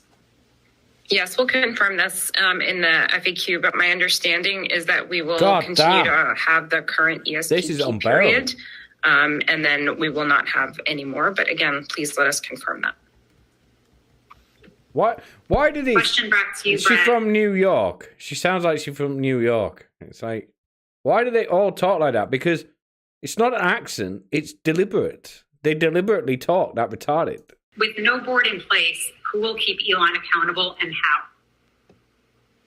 how? From his own company. From his own company. Who will keep Elon accountable? No one. He fucking owns the company. It's his. So private companies are operated differently than public companies, but private companies are also subject to many of the same regulations we are as a public company in each of the jurisdictions that we operate. It's a somewhat nuanced questions, but just like not only we're a public company, but we're a Delaware public company, and that dictates our governance. There will be a new structure in this place, and it doesn't change the broad regulatory structure in which Twitter operates, but certainly changes its governance structure. That's the way I would think about it. Again, corporate speak for shut the fuck up. It's his company. Question back to you, Parag. Elon made it clear in public that a large part of the reason he bought the platform was because of our moderation policies and disagreements in how we deal with health. Oh, shit, Something that son. we place in value very highly within the company. This puts Twitter service and trust and safety, as well as anybody who cares about health on the platform, in a very difficult position. Can you speak your thoughts on this and how those teams will be supported? Great question. I believe Twitter grows as a service, allows for more people to use the product and have a better experience because we're able to make the conversation on Twitter be safe, because we are able to eliminate manipulation, because we are able to remove spammers, because we have built tools, processes for people to be able to feel safe and control their experiences. Twitter service, the role of our policies, Okay, this is the lamest answer he's given so far. and the capabilities we've built around content moderation are That's a definite fundamental blue hair to question. keeping Twitter safe and growing. I believe that there is a lot of work we have to do to continue making that better. Sometimes that means more thoughtful moderation. Sometimes that means making things simpler. Sometimes that means changing product incentives to be able to solve problems through products sometimes instead of policies. So as I think about sort of the future in this closing period, we will continue evolving and iterating to improve the product and the health of the public conversation. Okay, that was that. He finished that strong. Because he was basically saying, yeah, we're losing all our moderation. We're not going to be fucking banning people. We're not doing that shit no more. Okay, Parag wins again. If I will watch his next YouTube video and I will download his Linux distribution that he says is good. Is there any impact to the FTC consent decree? If so, what would it be? Great question. I have not thought about it. Vijay? I didn't quite get that. Of policy.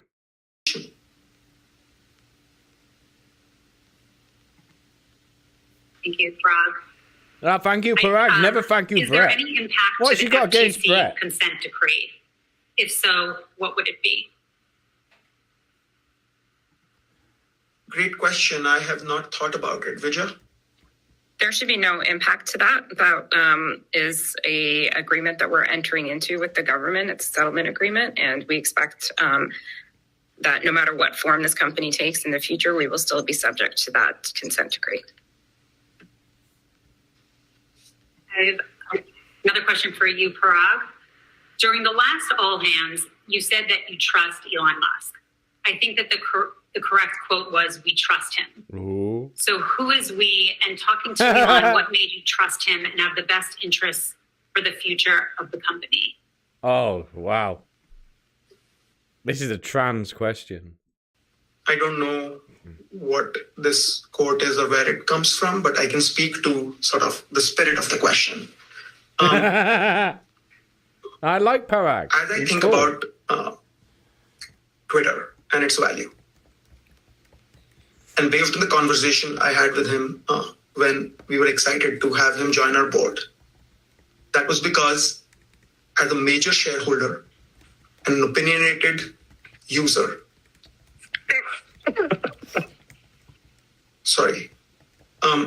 What was we that? wanted that voice in our boardroom so that we could learn and so that we would have more value created within the company for all of our shareholders as a result of having Elon on the board. Since then, we've seen a bunch of things happen, culminating in today, where the company is being taken private. Now, the way I think about what Elon wants to achieve, the way I think about the words he has said and interpreting them. What's He happening in the believes- background of Parag's house? Sorry, I don't mean to quote him, but like I'm repeating some of what I have heard, which is not to say that I'm using that to predict what might happen. He See, he has not planned this, and he's doing. This is why I like him. He's not. This is a totally unplanned question. He did not know how to answer this, so he's thinking on his feet, and he's not doing bad. wants Twitter to be a powerful, positive force in the world, just like all of us. He believes, and this is me assuming things based on a few conversations. He believes Twitter matters, just like all of us. That's good. We can collaborate with people when you have some core shared foundations. We might all disagree on many other things. Some of them might be really important. Based. I like this. What I go back to when encountering such a phenomena is to take a step back and think about my approach to the world. I come to the world with an open mind. I remain optimistic. He's got Tubin sitting next to him. My core, because I've spent the last 10 years here, I believe in the power of Twitter. Based. When someone else believes in the power of for a Twitter, CEO to say. there is a shared point that you reach, even if there are many other ways where you might not share views. And when you think about keeping an open mind, when you think about being optimistic, that's what drives me. This next question is for Brett. Brett said that there were certain protections around benefits and working conditions for the 1 year following close as part of the deal. Can you share the details of what those protections are? What I would say is that the merger agreement really reflects what I think is a very typical operating agreement. Free HRT for all trans employees. That still remains for 1 year. That enables Parag to operate the company in the period between this signature and closing the deal. I think we feel very comfortable that it gives this team the ability to continue to make the company successful in between signing and closing the transaction. The deal's details are a bit technical, and you can see a lot of it in our filing, but it's really about providing that ability to continue to operate the company. Thank you, Parag. There are lots of questions about remote work. And I believe the theme of the questions of what will happen to remote work is remote work going away. Can you? That's because Elon Musk shat on everyone and said he's going to turn the San Francisco HQ into a homeless shelter because nobody bothers to go to work. I believe this is where this question would have come from. Address that? Sure. As we've announced sort of our policies around remote work, they're not going to change as we operate through this period. We will continue. A significant fraction of our workforce is either fully or partially remote. That is how we have worked for the last several years, especially the last 2 years. And that is how we will work going forward. I believe that we've been very effective at it, and we've been getting better at it. So in my mind, it's in everyone's interest for Twitter to continue operating with this amazing remote culture that we've built. There were a few questions about, I think it's sort of a two-part, and Brett, you addressed this a little bit earlier about why are we finding things. Just stop thanking everybody. I don't know what's up with Leslie now. She's getting real annoyed. She's just seething now. Like this out in the press? And then also, why and how are things leaking to the press, given how sort of small and closed the group working on this was? Yeah, maybe polar opposite questions, but I'll take them both. One of the important... Take them both, just like his wife takes both bulls. principles of a board in a situation like this is to have control of the process so we can represent the interests of all of our shareholders. And one of the most important things in that process is maintaining confidentiality so that we have the time and the space to deliberate, to evaluate the intrinsic value of the company and the risks of the management plan, and to have those discussions and processes remain confidential, which is one of the assets that we have as a board doing our fiduciary duties for the company. There's a lot of people involved and a lot of advisors in this process. I can't speak to why people leak, but people do. I can't imagine how disruptive it was for all of you. And I just want to apologize for that. You and I and we all care about this company, and to read those leaks in the press just in my mind represents a disrespect for what is an extremely sensitive and important process. It seems inevitable in these processes because of the number of people involved who are advising the board and management. Plot twist. Brett, his wife, and the bull all were the leakers. There was no one else. Through this process. So as much as I find it distasteful, it is fairly common. For the reasons, why do we read about this in the press? As we think about achieving the right outcome for our shareholders, I think it would not do justice to that process, unfortunately, to have that level of transparency, because it's a big part of negotiating the right outcome for all of our stakeholders. And that's why confidentiality is just such an important part of the process. Brett, another question for you. Are any projections for a possible merger with Elon's other company? Why won't she thank Brett? Why will she not thank Brett? Has Brett fucked her and then not called her back or something? She really hates Brett. She thanks Parag any opportunity she gets, and now it's just like, Brett, fuck you, Brett. I don't like that answer. Just tell me another thing.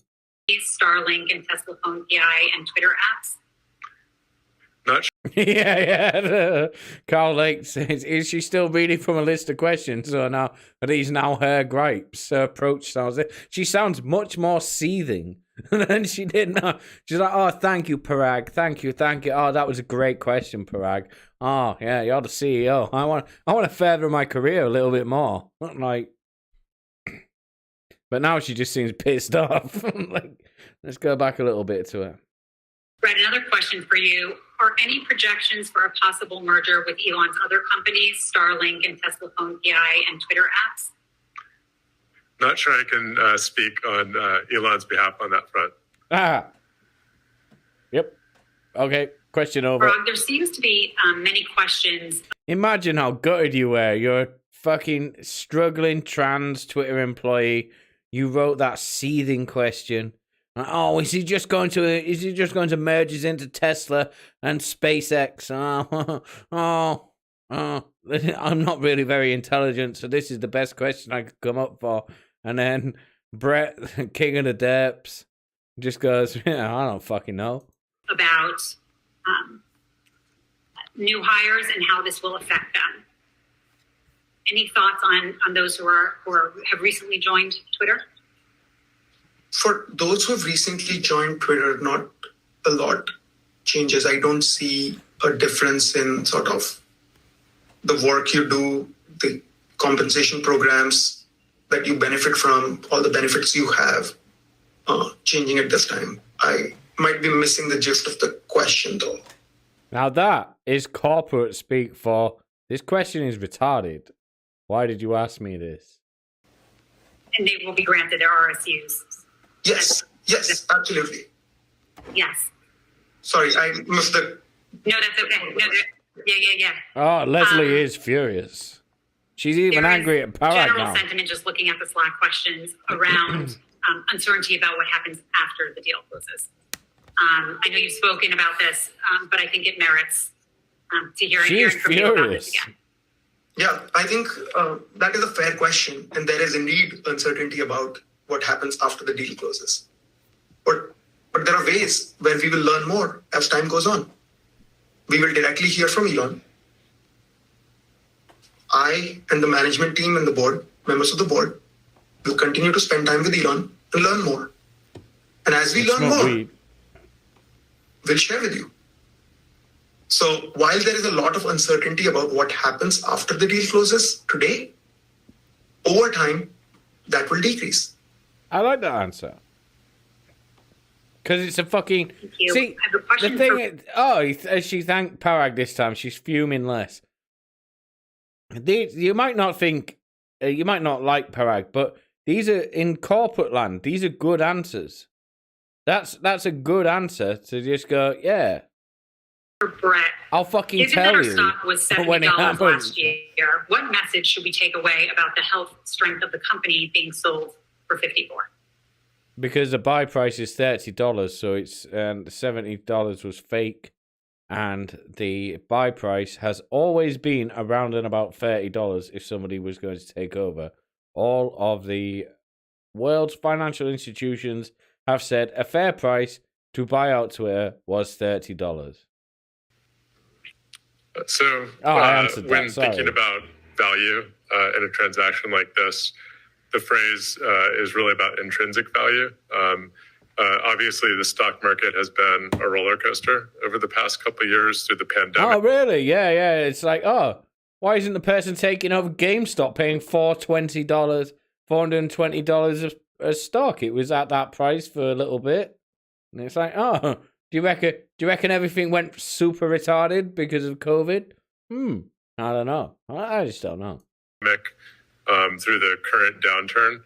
And it's important, as you all think about value, you really think about intrinsic value, which is based on, I believe, robust financial reality. Twitter was never worth $70 a stock. Financial methodologies based on the operating plan of the company relative to the offer represented from Thank you, Elon Parag, Musk. Indeed. And what I'll tell you is that based on the analysis and the perception of risk, the perception of certainty, and the perception of value, the board unanimously decided that the offer from Elon offered the best value for our shareholders. Yeah, because it was like, what? This fucking guy is willing to pay $54.20 for a company that makes no fucking money and never has. And the buy price for Morgan Stanley from the other big bank that I can't remember that's in America is $30. The Bank of England suggests that it's $30 buy price. All of the big institutions in the entire world think it's almost double the value of Twitter. And they accepted it. Oh, wow. It was almost like, what would you call it? A no-brainer? I'll ask a question that I'm going to answer. Is it possible to get a full FAQ? Why won't she thank Brett? Come on. Come on, Leslie. It's like your forehead is very big. And you're going bald. She is going quite bald. You can see there. But I just wanted, we have 2 minutes left. Can you just thank Brett once? That's all I want. I just want you to thank Brett once. Brett's been quite reasonable. And he's also answered, in corporate land, he's answered a couple of questions which just was basically get wrecked in corporate speak. So come on, be fair, and just thank Brett. FAQ stock going to document all these questions and answers. Hard to follow this channel and easy to understand when some of this is written down. So I just want to reiterate, yes. It is hard to understand when you're fucking crying, eating Cheetos, and changing pronouns. It really is hard to understand. Not only are we going to be capturing the questions that were answered here, we are going to be capturing the questions that were not answered here and distribute to the company ASAP. So please stay tuned for after the all hands. I know we're up on time, so I just wanted to give Parag the opportunity to... Brett's not going to get thanked at any point. First, gratitude to Brett for joining us and answering questions from... Parag saved the day. He saved Leslie.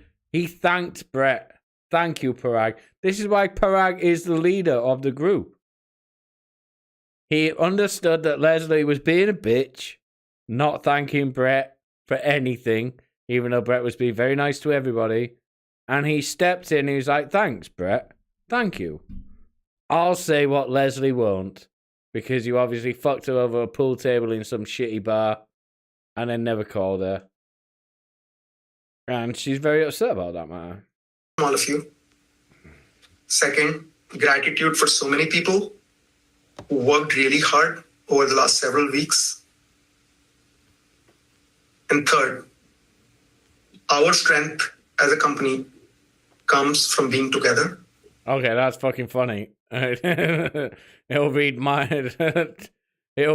eyes are down there, down here, in respect to Leslie and her extremely large forehead and her balding head. From being one team. That's fucking funny. It's our support for each other. It's our teamwork that gives us strength. Gay. That is what allows us to build this service and improve it every day. Gay. As you've heard from all of us, we don't have all the answers. This is a period of uncertainty. It is even more important to be one team through a period of uncertainty. Okay, good. And have good. full faith that this team together will continue to improve Twitter and truly realize Twitter's unrealized potential that we all feel within ourselves as time goes on. Now, anyone normal will think that is the gayest answer you can possibly give. But I've worked in corporate environments. This shit hypes up NPCs. They listen to that and they're like, "Oh yeah, I'm part of a team, man. I fucking love it all." And they fucking cream themselves over that. And it's like, this is a great answer from Parag. It's like, it doesn't affect me or you because we just go gay. No, that's fucking stupid. I don't give a shit whether a $1 billion company fucking succeeds or not. I just want you to give me my money every month. And it's like, but this shit really does work with the dumbest people in society. Thank you everyone for joining us. We'll have a one team next week where we'll continue this conversation, but also talk about other work that's happening all around the company. See you later, Parag. Thank you, everyone.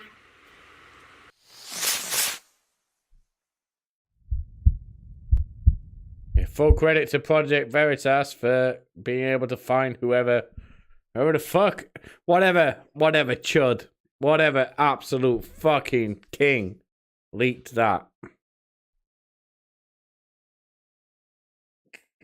But there you have it. There's a lot of seething involved. A lot of seething while trying to be polite. A lot of well, I don't think I think Leslie has a real problem with Brett. I don't know what's going on there, but she fucking hates that guy. She's definitely down to suck Parag's dick with all the thanking she was doing. Oh, thanks, Parag. Oh, that Linux distribution you recommended to me on your YouTube channel. That was so great. Can I get under the desk now? Oh, Bob's and Virgin. I can provide those. She never thanked Brett once. No, Bam. She never ever thanked Brett. She really fucking hated Brett. And I thought Brett, like I was unfair at the start. Brett looks retarded and sounded like a bit of a retard and probably does allow his wife to sleep with other men, predominantly black men. But he came across quite well. He laughed at several questions where, like, yeah, that question's retarded, but I can't say that in corporate land. But I can say something where anybody who is listening will go, "You think that question's retarded, don't you?" like, so I thought Brett was kind of cool. But Leslie certainly didn't. She fucking hated him. But she really, But this is what happens with all the fucking the ladder climbers of the female variety. Oh, thank you, Parag. Thank you, Parag. Thank you, Parag. Oh, should I put that penis in my mouth, Parag? Oh. Can I have a promotion, Parag? Can I like...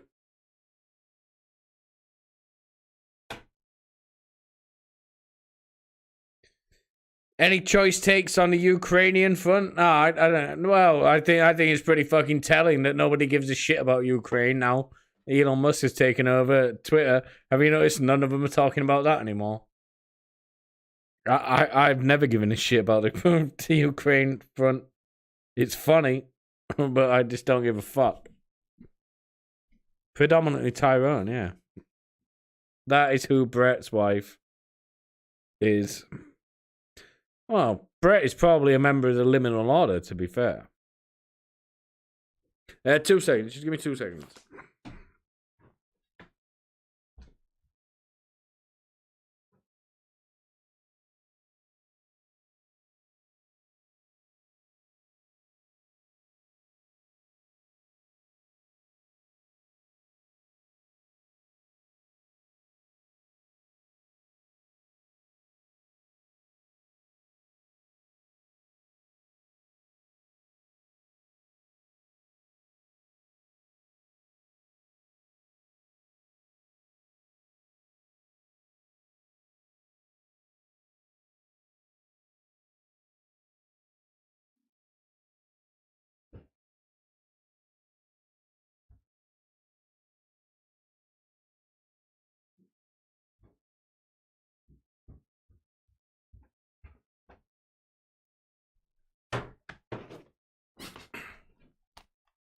Right.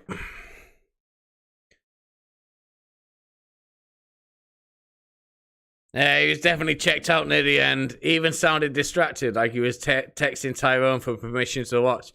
He definitely, like, I kind of liked Brett at the end of it. Because he definitely was like, yeah, these people are fucking idiots. Like, why are you asking me these questions? He was basically saying that for several questions. It's like, these are dumb questions. Why are you asking me this? Are you really this dumb? So I like Brett, and I like Parag because he came across great. I mean, if you can put your prejudices at the door, Parag came across fucking great. If you didn't know anything about him and you were just sort of like, okay, this guy's a CEO of a company, they were great answers, like, for in corporate land. For a guy thinking on his feet. I thought he came across really good. I thought Leslie had a big forehead and was really fucking seething at some points. And that fucking lawyer chick is unbearable. Like, absolutely, completely unbearable. But aside from that, I thought Parag came across great. I would hope Elon doesn't discount him and just throw him away, because he sounds like he knows how to manage a corporate company. So he'd probably be a useful tool for Elon if he didn't want to micromanage. And I also think because another thing like a lot of people discount is like Indian people are not woke in the slightest at all. They are extremely based. People might laugh at them for the Bobs and Begin meme and stuff like that, but Indian people are very, very, very not woke at all. Their views are what you would call super based and probably not YouTube friendly. But like,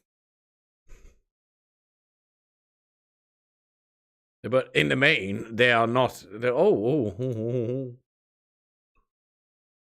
I'm just having a look on Twitter to have a look, see what we can close out on. But I have found a hashtag here that is trending now.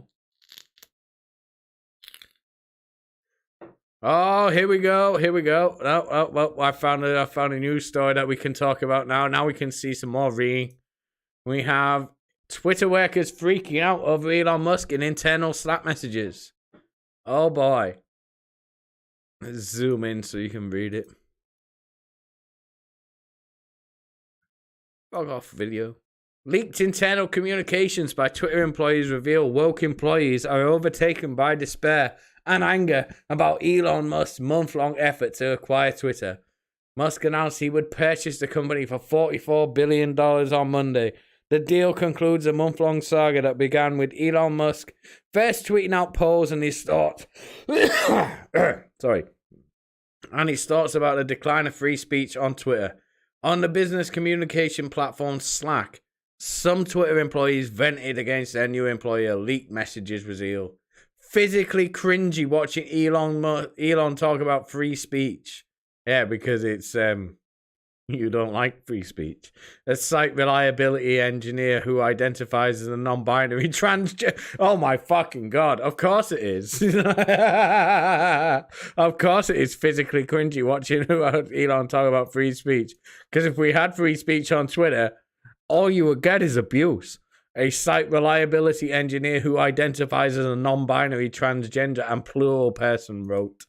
Yeah, I understand why you don't like free speech. I really get it. Because there's a word beginning with F that would never ever stop being said to you.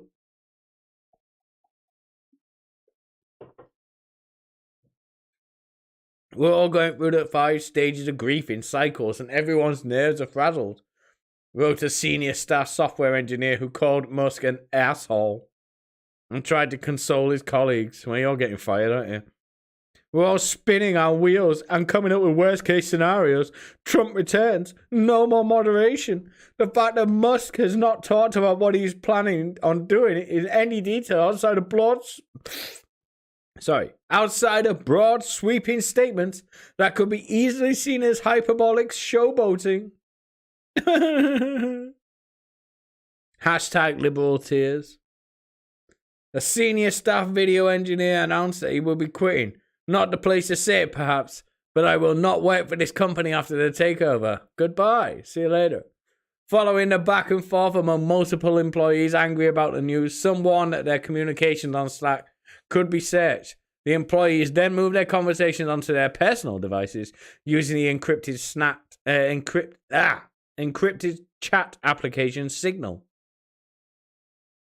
Twitter's leadership appeared to predict an internal backlash and possible sabotage when it locked down the ability of its employees to make changes to the platform through Friday. Leading up to Monday's deal, Twitter's employees had already been venting for weeks on Slack about Musk and defending the platform's moderation enforcement. The tears. It's better when it's the employees. Because we all know. We all think they're fucking idiots.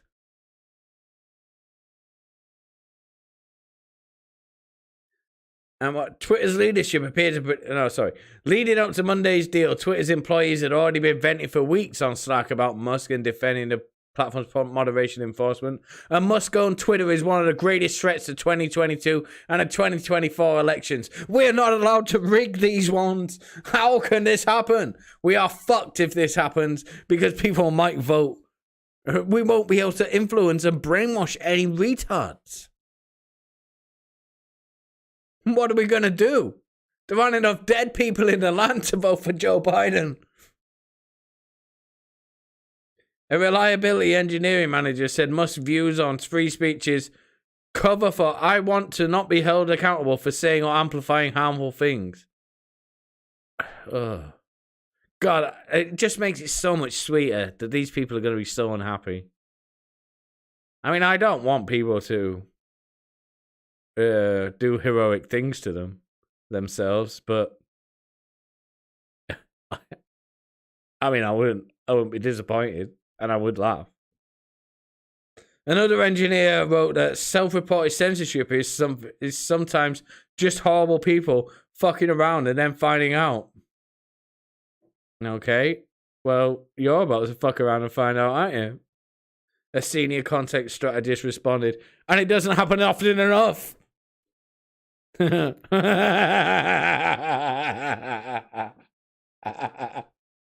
Okay, that's fucking funny. That senior content strategist who worked as a left-wing political operative outside of Twitter led many of the conversation that were heavily critical of Musk. Oh, we sure. Oh yeah, this fucking weirdo. Come on. What is wrong with Twitter when I do it? So this is Connor Campbell, engineer at Twitter. What did the pandemic give me? 3 kids, a mullet, and an affinity for hyperpop. He, they. So the 3 kids he's obviously doing shit with because his pronouns. So obviously, I don't want to say all pronoun people do inappropriate things with children, but they generally do. Twitter engineer at Connor blah blah blah replies to his new boss Elon Musk defending their takedown of the Hunter Biden laptop. Let's have a look. Wow. So this is when he said suspending the Twitter account of a major news organization for publishing a truthful story was obviously incredibly inappropriate. And that's not what happened, he said. Twitter had a policy about hacked documents. We applied this policy equally. The merits of that policy are debatable, but it wasn't targeted censorship. I don't think that's true. Sometimes I think it can't be as bad as I'm imagining it will be. Then I see something like this and I'm, oh, nope, it'll be even worse. She wrote, responding to a Musk tweet last week. Oh, I missed some bit. No. Who's she? They've missed out a chunk here. But not all employees kept their views with the internal business chat. Some of the strongest comments against Musk were made publicly on employees' Twitter accounts. Addison Howenstein. Howenstein. I can't say anything on YouTube, but look at that surname. A software engineer tweeted, you asked me why Elon Musk buying 9.2% of Twitter and getting a board seat is bad, and I'm explaining why this was clearly not his end goal and things will certainly get worse and potentially be dangerous for democracy. We're not allowed to rig it anymore, boys, and global affairs. The problem with Elon Musk is that he has demonstrated a pattern of harmful behavior. This is fucking weird, though, is it not? It's so weird. The harmful behavior. It's words on a screen, motherfucker. Shut the fuck up. Consistently, that disproportionately impacts marginalized people. Does it? Prove it. So maybe let's not give him any more power than he already stole. Well, maybe he's gonna fucking buy the company that he now owns. You idiot. Jay Holler, an engineering manager, broke down in multiple tweets earlier in the month when it was announced that Musk would take on a leadership role. The problem with Elon Musk is that he is... Yeah, I've already said that. Connor Campbell. We've already said that. Laura Gomez, who used to lead localization for Twitter, tweeted, a Musk-owned Twitter is one of the greatest threats to 22 and the 2024 elections. We are fucked if this happens. Because you can't rig it. We can all see what you mean.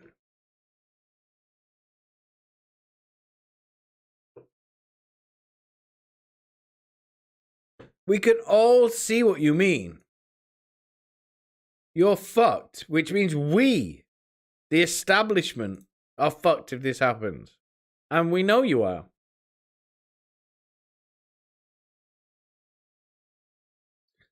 So they're almost at the point where they're admitting they rigged the 2020 election. They're almost saying it.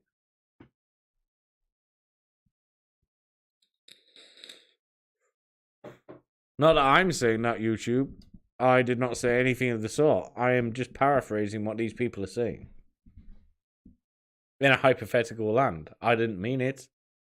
Please, Mr. AI, don't delete this live stream like you did the one last night. Separately on Slack, multiple Twitter employees disparaged this journalist repeatedly for posting screenshots of their colleagues' publicly available tweets. They discussed ways they thought his tweets could be a violation of Twitter's policies. How is this Hold on. Oh, they're talking about Andy No. How is this a-hole verified? Asked a senior staff software engineer. This is what Antifa do when that Andy No fellow identifies him, and they're like, "You can't do that.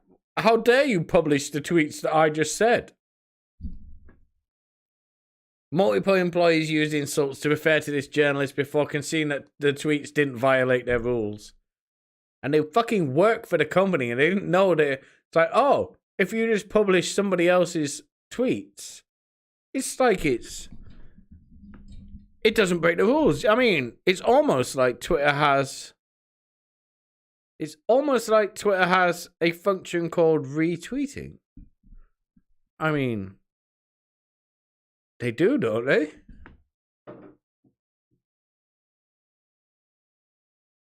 They suggested to Warner to remove mentions of Twitter employment in their Twitter biographies. Yeah, it's probably fucking wise, you fucking morons. Though many of the internal Slack comments were personally critical of most of his views, a few employees were as outraged and some actively pushed back. I don't know much about him. I don't really care. I would just love free speech to be the highest priority. I don't care who leads that, especially for minorities like myself. I had no rights at all in my home country, said a woman in the design department. I like that woman. She should be given a promotion. Another software engineer wrote, I do think it's obvious that our policies are biased. Everyone has a bias. And I would personally like to see more balance. Based. I don't know if Musk is the right person to do that, but the idea of someone who might be less biased towards the things we're already biased on is something that I like. Okay, so Twitter does have some good employees. They're fucking great. That should be the new second in command to Parag once Leslie is fired. But, yeah, these people are fucking idiots. They're all fucking retarded, boys. I don't know what to tell you. And we have a new the hashtag. It's not a hashtag. The left. Oh, it's all gay. Oh, Elon Musk is replying to something. He's replying to Ben Shapiro. Ben Shapiro says Twitter should be politically neutral. Washington Post and every left-wing blue checkmark. You guys are giving away your game. And Elon replies, attacks are coming thick and fast, primarily from the left, which is no surprise. However, I should be clear that the right will probably be a little unhappy too. My goal is to maximize area under the curve of total human happiness, which means the 80% of people in the middle. Based.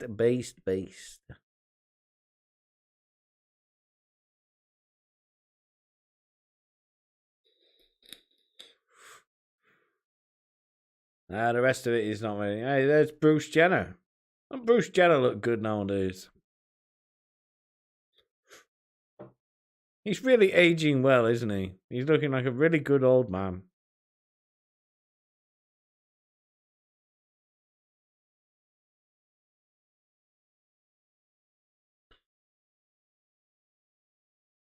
Let's have a look at chat before I go to bed and have something to eat. So what's happening? Lily Singh would beg to differ. Who's Lily Singh? Let me just Google her.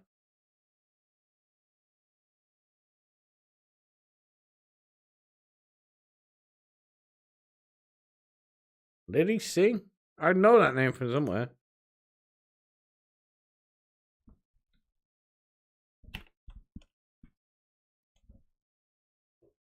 Oh, it's that fucking YouTuber. She's not Indian, she's Canadian. Bam.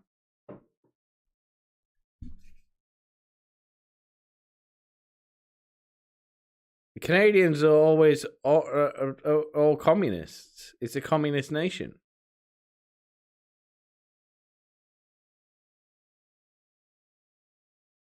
Hello, Blair. I hope you had a good day at work.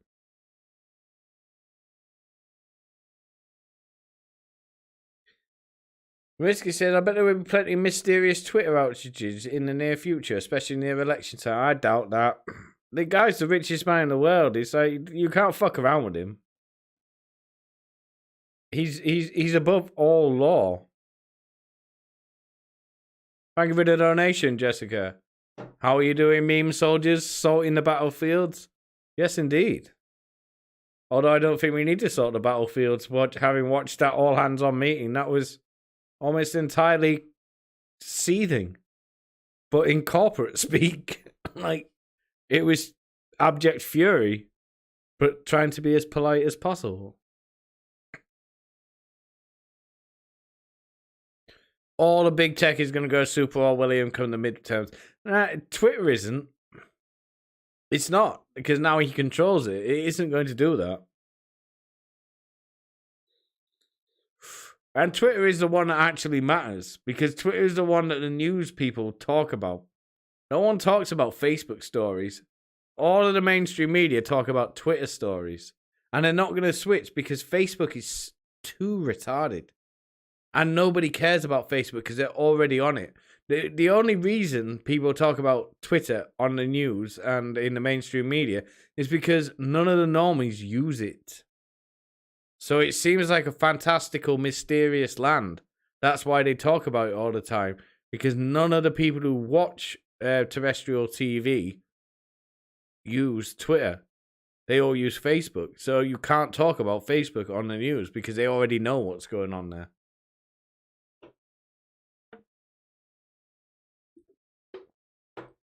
But Twitter, they spent years elevating its importance. And that's the problem now. They can't change that because everything they report on has happened on Twitter. They reference Twitter. They never reference Facebook because they know everybody's already on Facebook, so they can't fucking talk about it because everyone goes, "Yeah, I saw that on Facebook. Why are you telling me about this?" And they won't watch the next time. So they talk about Twitter because none of the normal people use Twitter, so it seems interesting.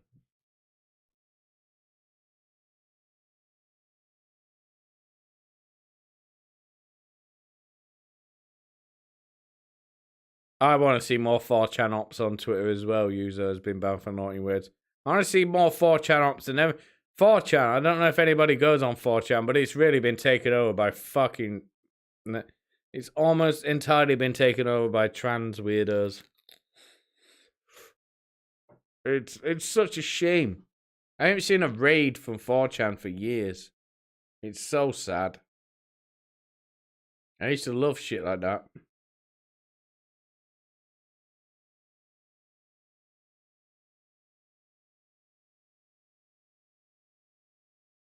No, she claims she has strong Indian roots. See, but she doesn't. She's Canadian.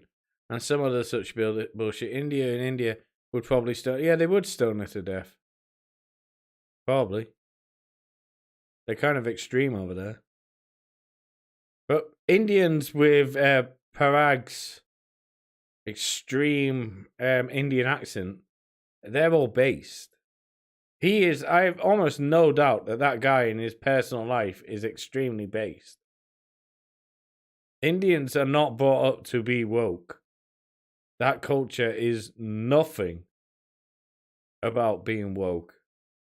They are not even vaguely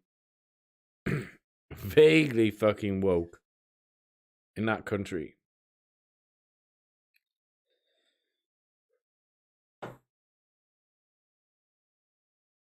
Did you fall asleep from all the leftists? Well, it is tiring. My eyes are tired. I can't stop looking at Twitter. These past week, all I can do is look at Twitter and just go, what are they saying now? It's just so retarded. Jessica, you got a banned account back. Let me just check. Did I get mine? Because I spent about an hour today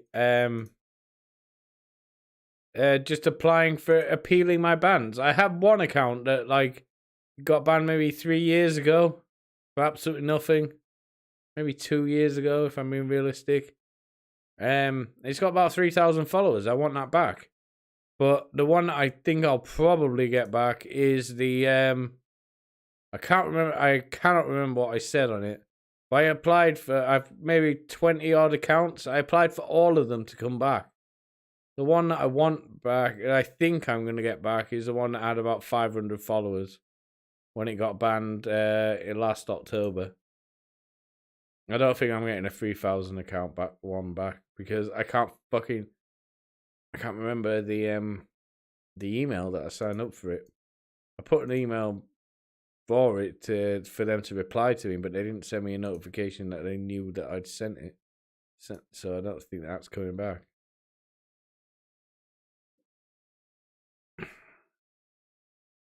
It's not going to happen, though. Yeah, risky. It's not going to happen. They're not going to have Twitter outages where they just block the entire thing because Elon Musk is just going to go on Twitter and say they're doing this and say it to all his followers, and then the news is going to report it. It doesn't matter whether it reports it in America. It's going to be reported in some other country because they're not going to block it from the world. If Twitter has outages in America, then they're not going to block. They're not going to do it simultaneously in the entire world. That's the thing with the internet. It's just we're all going to know that has happened, and Elon Musk is going to say something on Twitter about about it being blocked in America, and that's just going to make the rounds because you have Facebook. Facebook will fucking say it. People might get banned for saying it, but it's still going to go around. And Telegram's going to say it, Snapchat's going to say it, all of them. You won't be able to do it. You can't do that sort of stuff.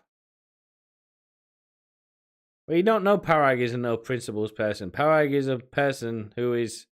That I made a video about him, what you said about him, Rod, like about he hates white people. And I read a little bit more after I made that video where he made a joke. And I realized that, yeah, he was joking.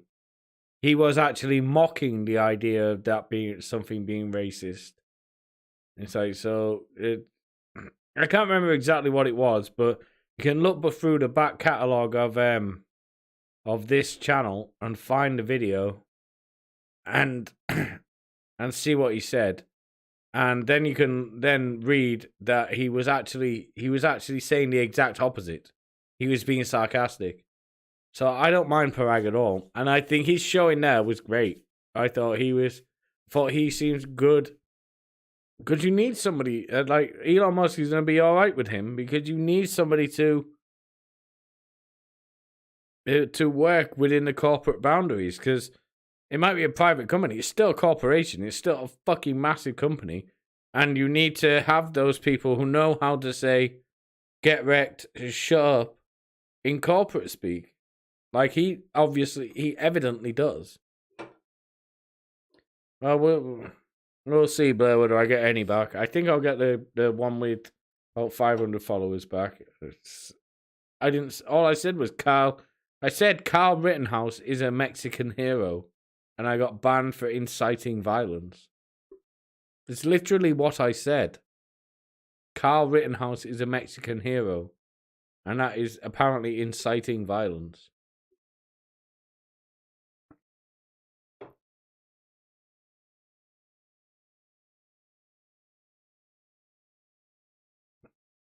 No, once you deleted it, you can't. Easy there. You can't get a Twitter account if you delete it. But can you delete a Twitter account? I know you can deactivate them. You can get them back if you deactivate them.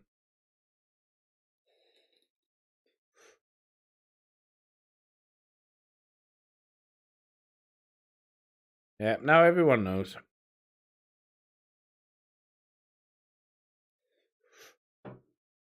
No, it's 30 days. 30 days, Jessica. You can get a self-deleted account back within 30 days. It's the same for Facebook as well. They give you 30 days thinking time.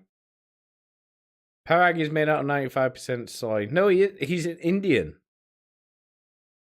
You don't realize what Indians are like. They are extremely based. It's like everybody has all this hatred against all the Middle Eastern people. Indian people think exactly the same as a normal person.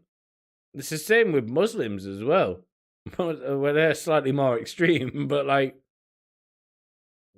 they are what you would consider based. All of these people, They have the fucking. They have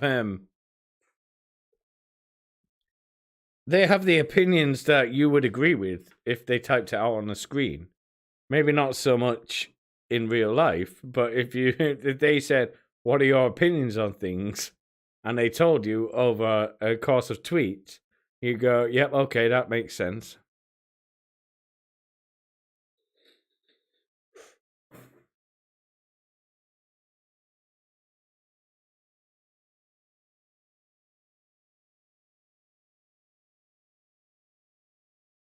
Ah, thank you, Jess. Jeff, sorry. I've been posted everywhere saying you've been looking for the audio. We finally got the audio. Now I hope there's more. I was disappointed at I should have expected it with the corporation. I was disappointed none of the actual staff, like the real blue-haired pronouns trans people, actually said the questions for themselves. But that's to be expected, because otherwise it would just turn into a complete refest with everybody fucking screaming over each other's microphones. Oh, you can delete your Facebook account. I deleted my Facebook account, bam. No, there isn't. There is an option. You just have to Google how to delete a Facebook account.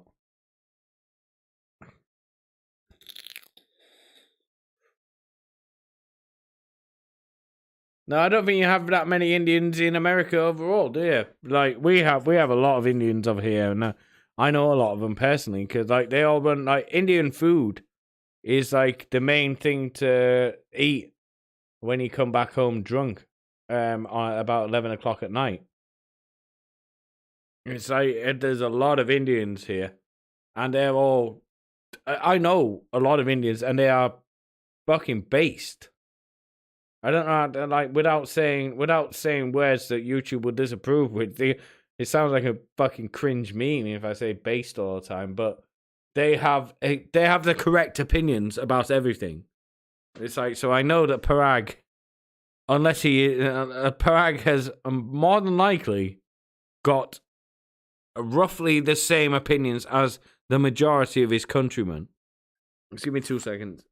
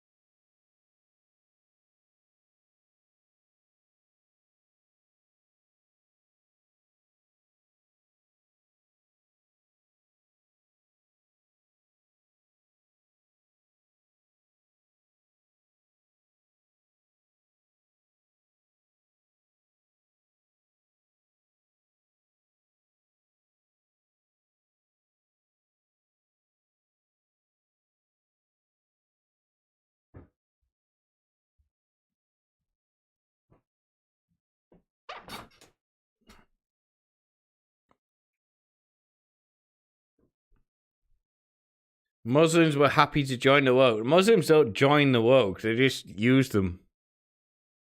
Muslims are like, if you talk to Muslims in real life, Muslims are sort of like, they're so far of your opinions. They're like, all right, you're going a little bit too far, buddy. Steady on now. like Muslims are fucking funny because we have a lot of Muslims in this country. Muslims are. I like a lot of the people that I know that are Muslim because they're fucking extremely. I have my opinions, and they have the same opinions as me, but even I think they're a little bit too. Okay, okay, steady on. Muslims just sort of like, and I know Muslims sort of like just think woke people are retarded. Because I've literally, when I used to live in London, and there's a lot of Muslim people in London, when I owned a pub in London, and they used to come in, because Muslims, like the meme is Muslims don't drink. Fucking all of them drink. But they used to come in and they used to talk about how fucking stupid it was. They were like, why do your women, they're constantly talk about letting in refugees. And it's like, do you know how stupid that is? And it's like, and I was like, yeah, I do know how stupid that is. And they were like, even though they got into the country as refugees, they were like, it's such a fucking stupid point of view. It's like, why would you let all these people in? You don't know who they are. And they would just like we'd sit there and talk about it. It's like, but you're a refugee, right? And it's like, yeah, of course I came here. You all you all fucking bombed my country. I'm gonna come to this country. It's got money. And you're like, okay, fair enough. But they were fucking cool at the end of the day. It's like, I have no grudges against them.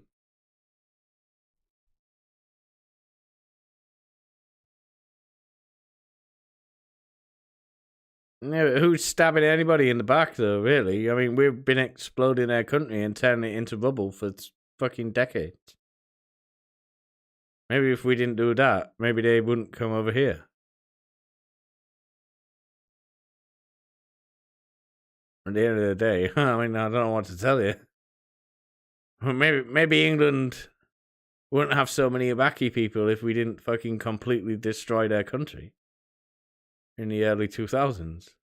I mean, like, why, like, what else are they gonna fucking do? At the end of the day, we bring all our problems on ourselves. Well, we don't, as people, but our governments bring all the problems onto ourselves. I earned about that's all I ever did until fucking COVID, and then my owning pubs and whatnot got taken off me.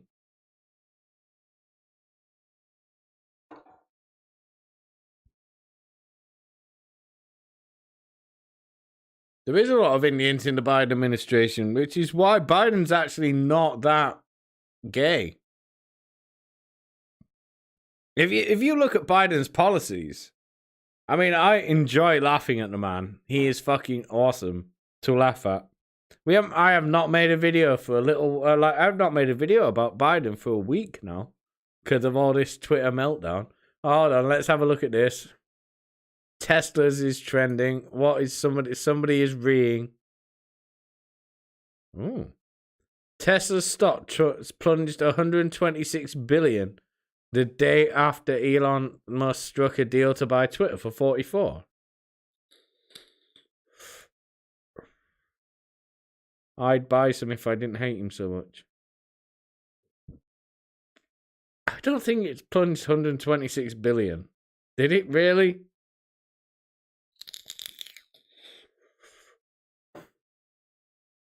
Oh, here we go. Amy Siskin. This is like a famed retarded person.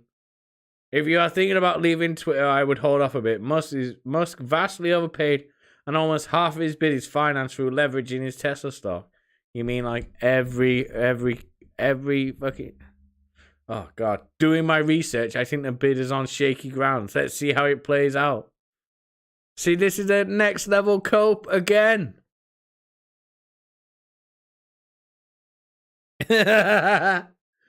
They just fucking... It's the cope. Oh, it's not going to happen. It's not going to happen, boys. And they don't realize that every single business transaction is leveraged on debt. All of it's debt. It's all borrowing. Nobody has ever paid a fucking penny in cash for anything at this level. It's all debt. All of it. Always has been. The Interstellar meme. Wait, it's all debt? Always has been.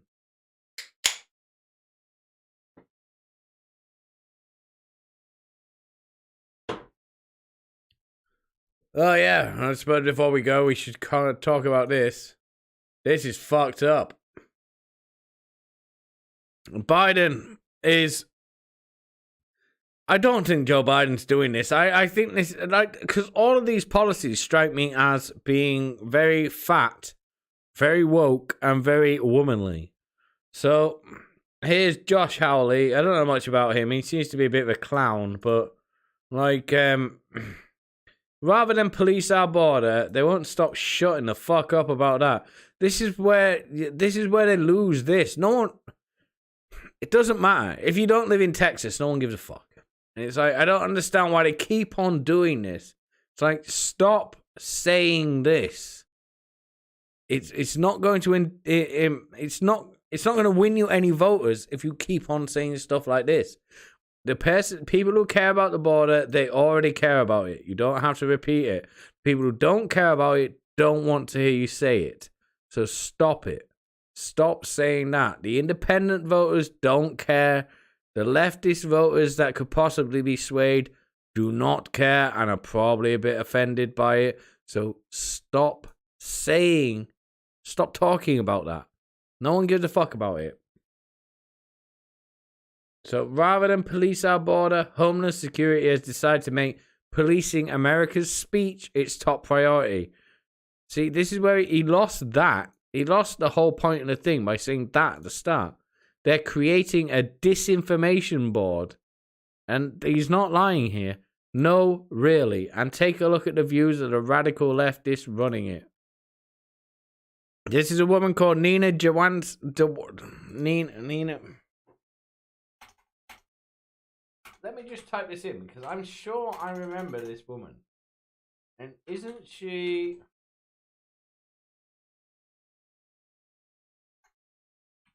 Isn't she the fucking woman?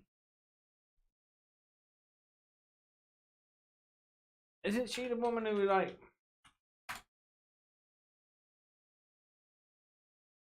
I can't remember who she is. I can't remember exactly who she is. But this is the woman, like, she is an extreme communist. Even better if we owned it and called it America's systemic racism. She's talking to AOC, who's been retarded, of course. Trump talking about how he would put out that fire in Portland is a language of authoritarianism. It means the violent clearing of protesters, arrest without cause, abuse of human rights. That's now law enforcement. That's lawlessness. Well, actually, that's literally the opposite of lawlessness. I don't know. I don't know how you can say that. That's literally, if you consider it to be over enforcing the law, it's not lawlessness, which is what she's saying. Now he's being too fucking strict with the law.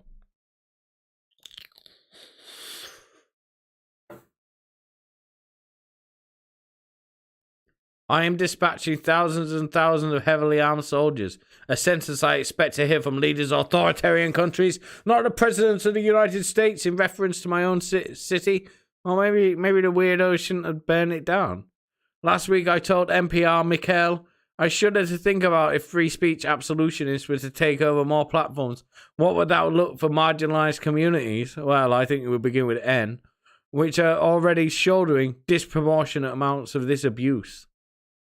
But again, just walk away from the screen, buddy. No one cares. Trump's speech is definitely the most presidential thing he's ever done, but still missing a disavowal of disinformation and conspiracy theories. And once again, for the people in the back, the free speech versus censorship framing is a false dichotomy. No, it's not.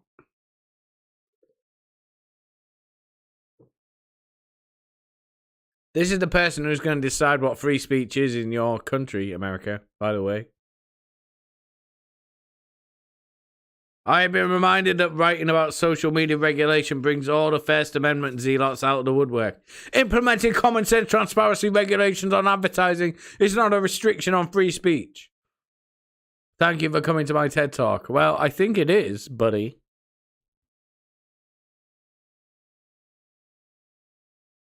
The good thing is that Biden is about to, Biden and the Democrats are about to get blown out of the water in November. So this is just a flailing of a failing regime. And nothing is gonna come of it.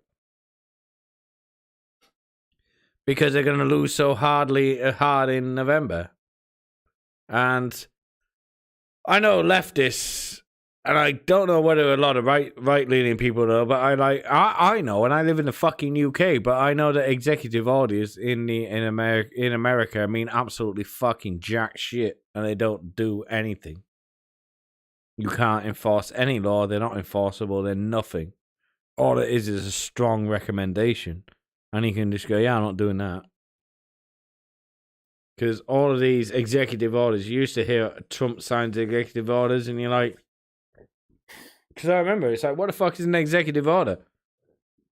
And I started reading about it, and it's like, oh, right. So this is nothing.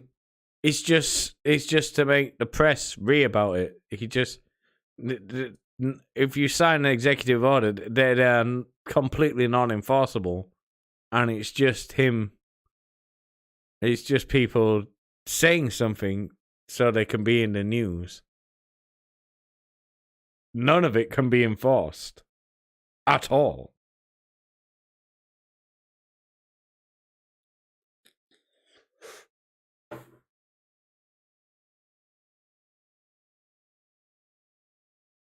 Is that Nina? I remember that name. But Nina Jankowicz, is she anything to do with Anna Kasparian? Not Annika. What's the fucking Gamergate woman? What's she called? I can't remember her name now. Now I need to know her name. I can't remember her name. Anna Sarkeesian. That's it. Is she connected with her? I don't know if I'm just misremembering something. There's some names there.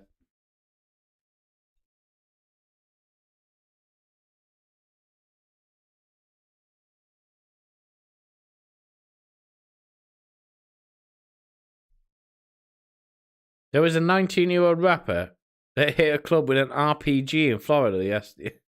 Okay, that's kind of funny. Probably not for the people who were in that club, but that is kind of funny.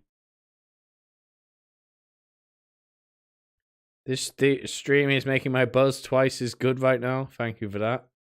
It's quite welcome, Nards. Is this a biological woman? I don't know. It doesn't look like it. Anita, that's it. Anita Sarkeesian.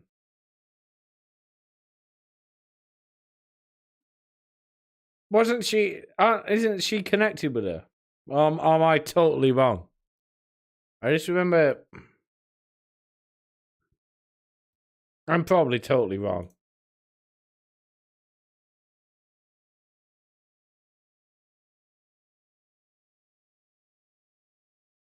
Oh, Parag's trending. Let's have a look at Parag, see what he's up to. Yeah. Oh, Parag's had a recent tweet. Let's have a look at him. I took this job to change Twitter for the better, course correct where we need to, and strengthen the service. Proud of our people who continue to do the work with focus and urgency despite the noise. See, I like Parag. I thought he came across well. I think that tweet's good. I think that's gonna make the NPCs really like him. I don't mind him. He has to. You've got to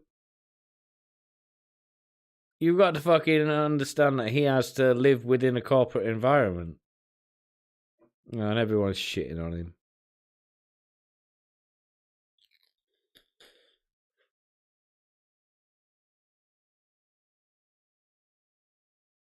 Leave him. I don't want to shit on Parag. I like the way he handled that whole meeting. I thought he was fine.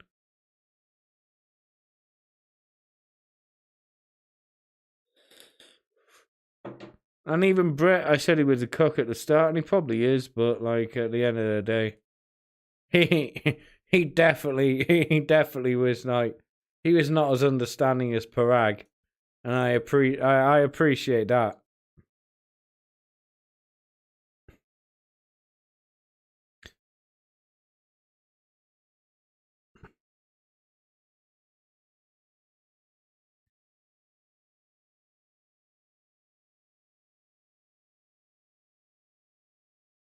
Well, you do have to. Well, you don't have to understand anything, but like he does. He's got to live in the corporate environment. You're not going to see him like, like you're never going to see him go, "Lol, all my employees are fags." He's never going to say anything like that.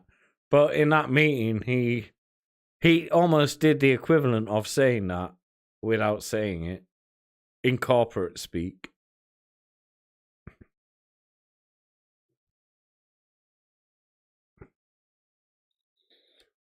Like when a corporate CEO says, I don't really understand the question, he's saying, that question is fucking retarded. Ask me another one. He's not saying he didn't understand the question. He understood the question.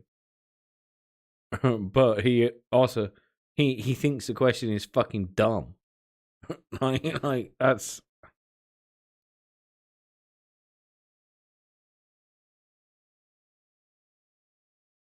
left, right, and Ukraine. You'd love to give us a bill. Well, we never, of course, we never left America.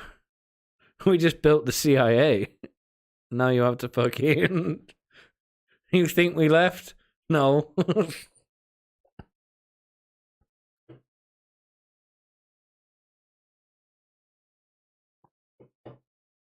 We let you think you were free.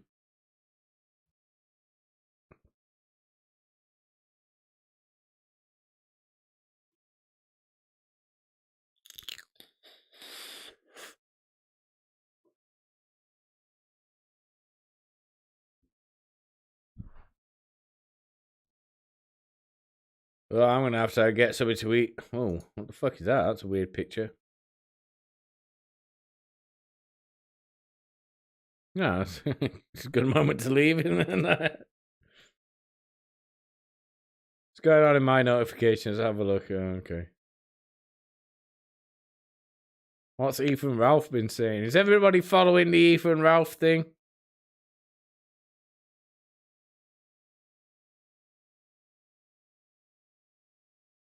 Is anybody following this? Because it is funny. I would highly recommend you start following this. Andy Warski is wanting to fight Ethan Ralph now. Or Ethan Ralph is wanting to fight Andy Warski, but he is now stopped replying to Warski's saying he will fight him.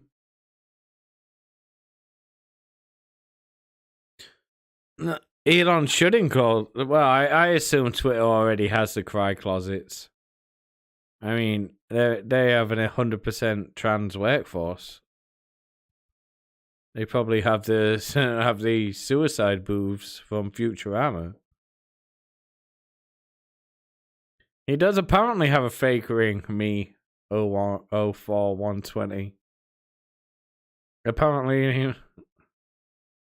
Oh no, you should carry on following him, but it's got way worse since then. Since the drunken bowling party. He went. No, I don't. It's too law-ridden. Nobody who doesn't know what's happening, none of what I will say will make sense. That's the thing with it. If you're not following it, you're not fucking. It doesn't make any sense when you talk about it.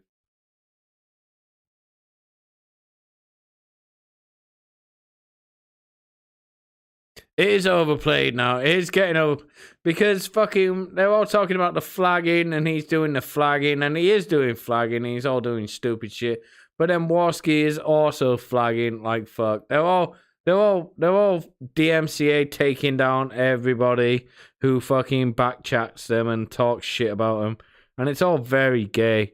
But my one thing is like we had the Metica Fuentes debate, which wasn't the debate, and it was very boring. It was 2 hours of Metica being bored and the audience being bored because Nick is an obvious homosexual and not funny. He was so unfunny, it was unbelievable. And it's like, and then, like, but the highlight of that stream was Nick and Fuentes were going at it, and it was boring. Metica sussed.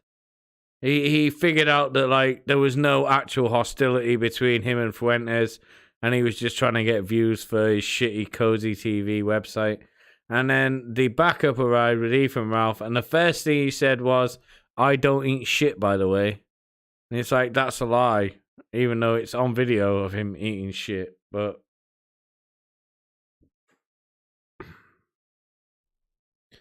how could it get worse than that shit show? It really couldn't. Yeah, stay back, stay back, stay back. But I would love to see. Yeah, Warski's having a renaissance with PPP now. They have the Kino Casino, and which is kind of funny every now and again. Sometimes it's unbearable. Sometimes it's funny.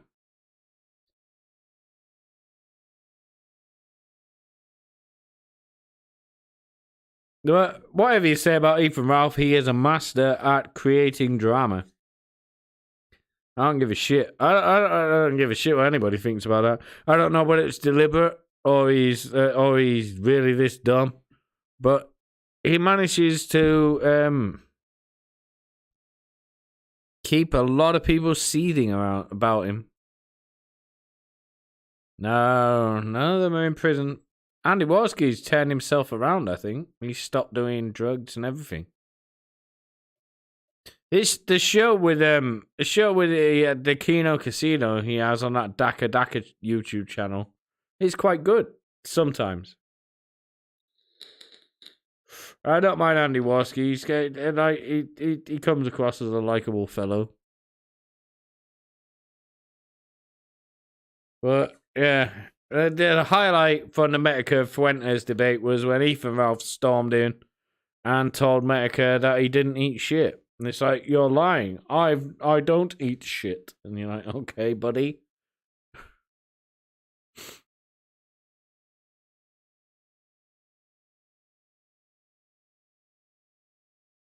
I don't think Warski does cocaine anymore. He doesn't look like he does or sound like he does. And I did a lot of cocaine when I was younger. He definitely doesn't look like he does cocaine anymore. Oh, yeah. The Super Gun 64. That's a fucking great game. Yep. I have downloaded that ROM.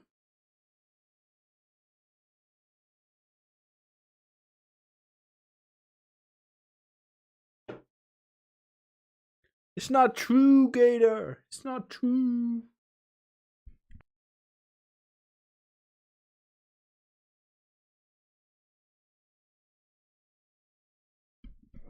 He has 2 shows and a baby.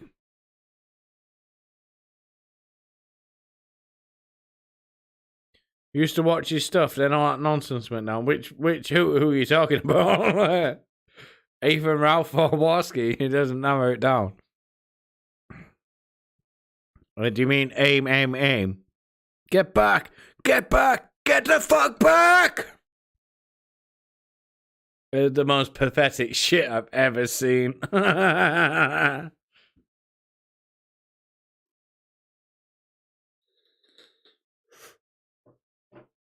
He comes across as a decent fellow. I don't mind him at all. Like on the Kino Casino, he seems funny. He seems like a nice kid. I mean, that aim thing, there's no going back from that.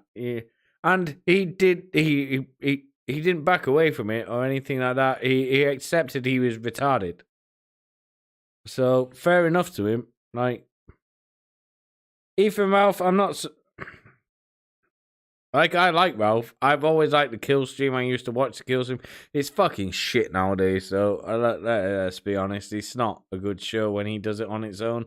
And since he, threw away Gator, the show has gone to absolute shit. But, I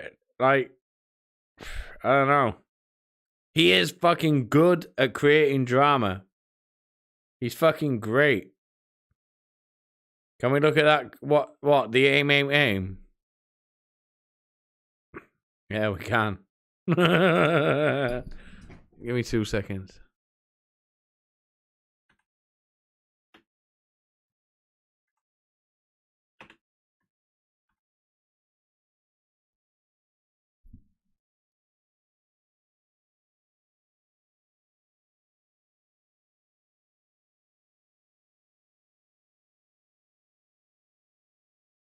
Is that him? Is that him? Oh, God damn. That's him. Keep going. That's him. Keep going. We don't have anyone around here. Oh, yeah. They're coming towards us. So let's walk away. Look. They're coming towards us. All right, yo. Stand your ground. Yo. Stand your ground. Here he is. Stay back! Stay back! Andy, grab the fucking What? speaker. Stay back, stay back. Go, aim. Stay back, guys. Go, Alex. I feel frightened. Do not. Stay back. Stay back. I've got a fucking gun, motherfucker. Stay back. Stay back. Stay the fuck back. Stay back. Stay the fuck back. Walk away now. Stay back. Stay back. Get the fuck back. Get back. Get back. Get the fuck back. He was assaulted. Get the fuck back. We hate Nicholas. Get the fuck back. Aim. We hate Stay the fuck back. Stay back. We will defend ourselves. We will defend ourselves. We will defend ourselves. Stay the fuck back. Stay the fuck back. Stay the fuck back. We will defend ourselves. We will defend ourselves. Do you hear us? We will defend ourselves. We will defend ourselves. We will defend ourselves. You're going to fucking jail. We will defend ourselves. You're on camera. You're on camera. Stay back. Stay back. Pull it out. Pull it out. Pull it out. Pull it out. Stay the fuck back. You want to get shot? Stay back. You get shot. You get shot. You get shot. Stand the fuck back. Fuck yeah. All right. We need a lawyer. We'll get anything. We'll get everything. Okay? He's trying to incriminate us. We didn't do anything wrong.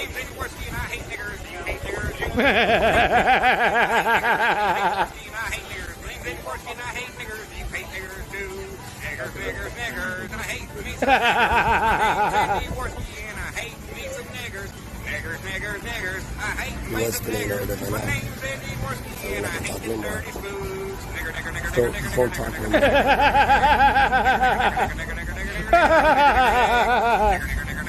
Oh, it's funnier than I remember.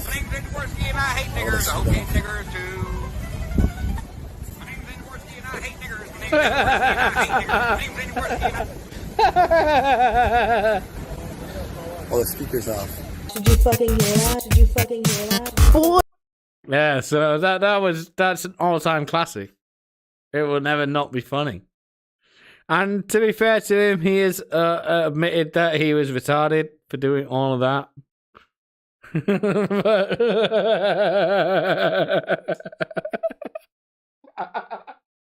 It's still fucking.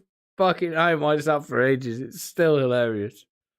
It's still fucking hilarious.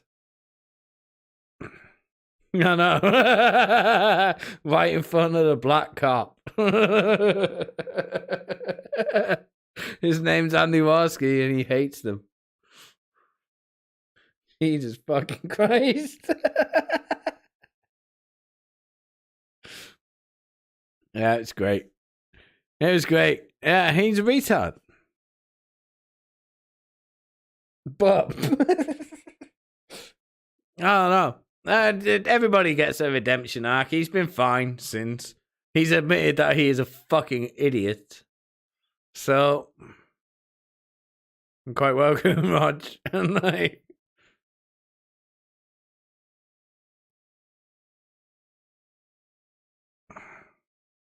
that was funny, though.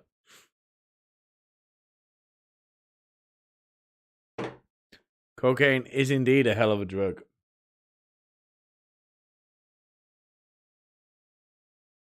Zidane gone, Gator gone, Flam gone, Rand gone, Larry gone, CWC gone, Warski gone, Bibble for the most part gone.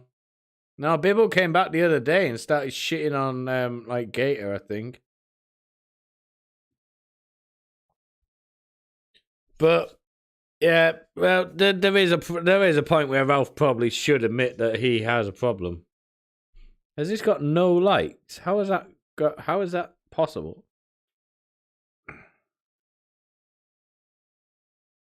There is a problem where he should. It would be a meme if it wasn't so racist. Yeah, it would. Yeah. Well, aim is the solution to it being not a meme, isn't it? Like,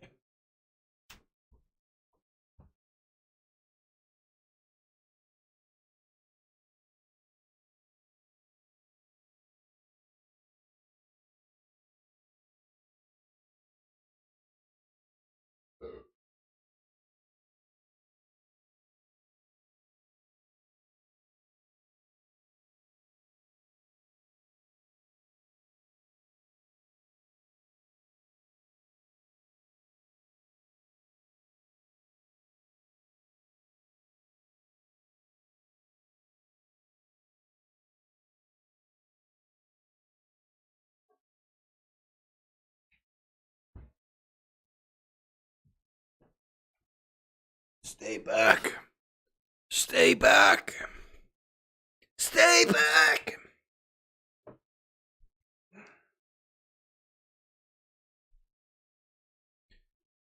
Pedant. What did Pedant say? You don't ever see him come. No, if you're talking about Ralph can't come back from what he's done recently. It's like, no, he has to be like the heel.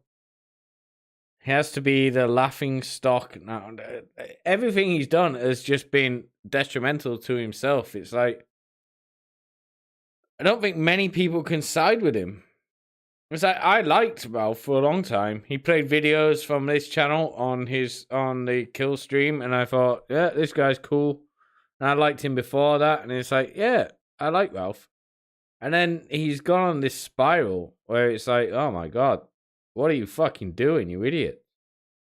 Like, if I was actually his in real life friend, it'd be like, you'd give him a slap and say, what the fuck are you doing, you motherfucker? But like, stop doing this. I'd be like, stop, just stop and think about what you're doing. Because none of the shit. I know, like if you listen to the Dick Show and stuff, he keeps on saying. I don't think he pays attention to what Ralph actually does. He's like, oh, Ralph is like the king of drama. He's like, and he is to an extent, but he's a king of drama because he's doing exactly the wrong thing at exactly the wrong time, but the right time for everybody else. It's like, it's not a good thing to have somebody as big as Mr. Medica completely shitting on you and saying that you eat shit, and it's not a good thing. None of this is good for him. It's like, oh, well, he's pulling out of the bag and he's like getting views and stuff. And it's like, yeah, but they're not good views. It's like if I was making a YouTube channel and I was getting overwhelmingly downvoted, but I was still getting views, that is not the way to go about making a YouTube channel in the slightest. That's how to become that's how to become a laughing stock. It's not the way to do it. It's like like all interaction is not good interaction, even though it's like there's no such thing as bad advertising. There's no such thing that's incorrect, especially on the online world. And if you watch that Tequila Sunrise show he has, it's like he coincidentally all of those, he doesn't make any money on them because he does that show for 3 hours, and he has a promise of if he hits $100, then he'll do the 4th hour, and always within the last 5 minutes of every show, it goes from $10 to $15 of donations to $100. So he's donating it to himself through that Power Chat app, And it's like, that's all fake. He's donating to himself. And it's like, and you can clearly see it. If you watch that show for a week, you can see that he is donating to himself. Because all the donation goal for the 4th hour of the Tequila Sunrise is always met within the last 5 minutes of the first 3 hours. Every time. And that's not something that happens every time where somebody's going, oh, you know what, I'll just donate $80 to watch another hour of Ethan Ralph watch Tucker Carlson. Yeah, I like the kill stream, and like, yeah, I didn't particularly like. That's the thing, actually. I never liked Ralph specifically. I didn't, because he wasn't actually part of the show. Well, he was. He was the one who put it on, and then the other people made the show. And Jessica, again, Ethan Ralph was good at creating entertainment without being the entertainment. Yeah, exactly. And it's like, that's the thing with him. He's very good. He always was very good at making a show that was very entertaining, but he didn't have to do anything. Like, his most famous thing is being a moderator and going, no, Matt, no. When fucking Matt Jarbo admitted to being a soy-filled bitch who flags people. But that was Dame Pesos and Zidane and Metica who did all that, wasn't it? I think I'm right in saying that. But now he's on his own. It, like, as ME04120 says, Ralph's show isn't good anymore. It's not. It's boring. He sits there and he watches Tucker Carlson, and if Jim's friend on Twitter says anything, he'll spag out about it for 20 minutes and say, I don't eat shit, man. I don't eat shit. I only ate that little bit of shit. That was all I ate that one time. Apart from all the other times when I ate shit and stuck my thumb up other women's asses. I only have 5-star days. I'm the top in this sector, from the top on down. But it's kind of sad now, because you're sort of like, I do feel a bit sorry for him now.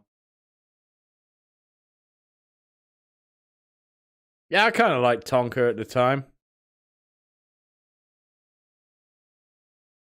He did, yeah, he was entertaining, and then they just totally fucking fucked it all up.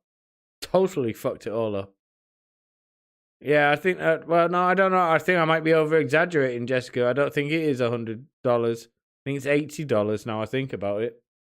But I know he never gets close to the goal until the last 5 minutes of the first 3 hours, where if you hit the goal, he'll do another hour.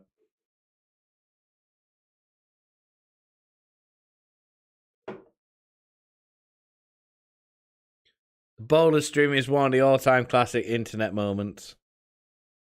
I was just walking around with my child that my wife had, my black child that my wife has, that I adopted, and I was just picking up boulders, you know.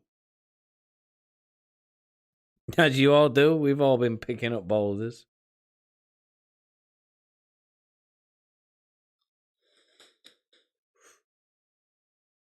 Good night, Kim. Yeah, I like Tonka. I like Tonka in the old days, but after all this faggotry, I don't. I couldn't watch him now, but like, I don't even know if he's doing anything now.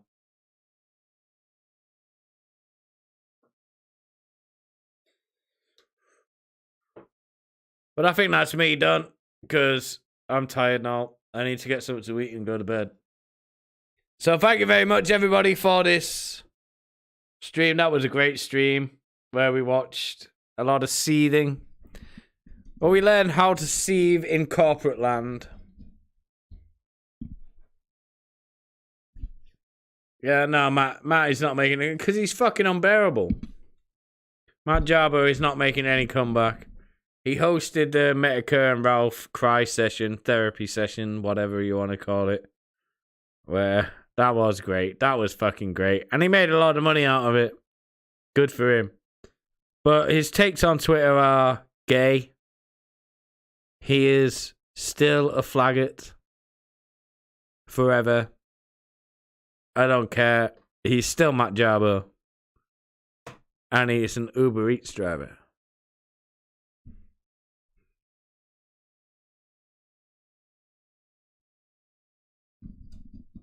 But this was a good stream. I enjoyed it. I definitely enjoyed that 45-minute cry session. I just don't understand why Leslie did not like Brett. I would like to learn more. If anybody has any further knowledge on why Leslie would not thank Brett for the snacks, then please contact me on Twitter at BidenSuperfan1.